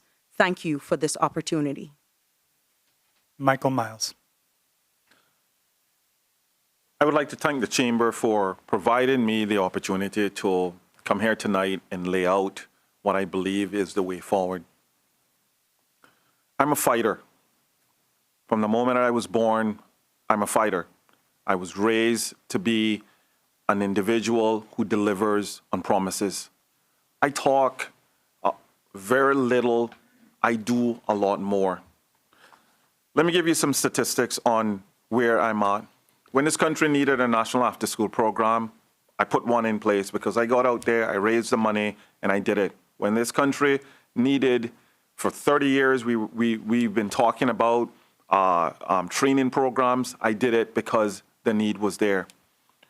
When this country needed mental health services to reach 6 and 7-year-olds, they flew me to Canada. I couldn't get the funding coming back. I raised $100,000 and brought SNAP in. There's so many things that we could do different. When our country needed someone to take over the Black Pearl Skate Park to ensure that kids needed somewhere to go to play in a safe place, 7,000 kids has run through that park since 2013 that I've taken it over. We have to get to a point where we have to start to talk about outcomes. We can no longer talk about what plans we have. Part of my agenda, it has always been about people. Creating a district council is about engaging people. So whether it's under a mango tree or in an office, my job is to pound the pavement like I've done for 25 years. I don't need an office to do that. I don't need to turn on a light. I need a knock on every door. And that's what I'm about. We need sustainable development. We have to start to talk about where we're going with our country. So we need a development plan. I want to work on that. We have to start to prioritize our children. And as I said, for 28 years, I've worked on prioritizing our children in these countries. Our goal right now is to fix education. Let's stop talking about education. Let's start looking at this and implementing it. I'm ready to lead. I've been leading for 28 years, and I'll lead for the next 28 years. What I believe Prospect need to now do is let's stop experimenting with leaders. Let's now elect one, and that's who I am. Mr. Austin Harris. Again, thank you to the Chamber of Commerce for hosting these forums. I think they're extremely useful and important to fulfilling the democratic process. I also want to say sincerely thanks to my opponents and colleagues to my right. I think they're good people. I think they're well-intended, and they certainly want to offer a lot. They have offered a lot, but I think it also speaks very highly that the democratic process in the Cayman Islands is alive and well. My colleague, Mr. Miles, talks about being outcome-orientated. I think that can certainly define my first term in office, and certainly as a representative of the people of the Cayman Islands. I disagree with my opponent, Ms. Turner, that I haven't accomplished anything, that I haven't listened. I care, and I've listened for 4 years. In terms of outcome, I have also delivered those outcomes, whether they be new roads, whether they be resurfaced roads, whether they be new drains, whether they be the removal of derelict vehicles that mar our communities, whether it be trash and improving the collection thereof. As I mentioned earlier on, more light poles installed in Prospect than any other constituency in 4 years, lending itself to better crime prevention and keeping our community on overall safe and secure. I have a track record of 4 years of performance, and when elected by the people of Prospect on April the 14th, I will continue to deliver on those promises. I have spent 4 years, again, learning the system of public service and governance, working with both the policymakers and my coalition government to find common ground and agreement of working together. We see that in many factors of life, but certainly none diminishes the success we have achieved together in COVID. The only jurisdiction in the world not practicing social distancing, not wearing masks. We have, as of today's press conference, 90% of our at-risk, most vulnerable population vaccinated, working our way towards herd immunity. But I have not done it alone. So I am encouraging the people of the Cayman Islands, the people of Prospect, re-elect Austin Harris, #1 on your ballot paper. One good term deserves another, but also elect me in combination with the Progressive-led Alliance, and we will continue to lead this country and its people from strength to strength. Thank you to the candidates. I'll now turn it over to President Michael Gibbs to deliver some closing remarks. Thank you, Will. On behalf of the Chamber Council and staff, I'd like to thank the Prospect candidates for participating in this evening's forum, and I trust the forum will help the Prospect voters to determine who to vote for when you go to the polls on the 14th of April. I'd also like to thank Foster's for their major sponsorship of the Chamber's candidate forums, as well as our other sponsors, Affinity, Bodden's Legal and Corporate, and DART. Also, during the commercial breaks, we've been showing the first of the Growth Matters series of videos. And if you would like to access more of those, they can be found at the growthmatters.ky website, and they're free to access for anyone. Please join us tomorrow evening as we welcome the candidates from the constituency of Savannah, Heather Bodden, Malcolm Eden, and Gianna Williams. So thank you again for tuning in. I hope you will join us again tomorrow night at the same time. Good night. Behind everything we do is a promise. Better. Better because we care, because we all have a common goal, to be better at cooking, to be better at eating right and taking care of ourselves, to live in a better community, to just feel better. Today and tomorrow and the next day. Do it for you. Do it for them. Do it to prove something to yourself. Do it to carry on a family recipe. Or just because. But when you aim for the stars, better just works. We're Fosters. And we're better. Because of you, because of them, because of this place. And because we care.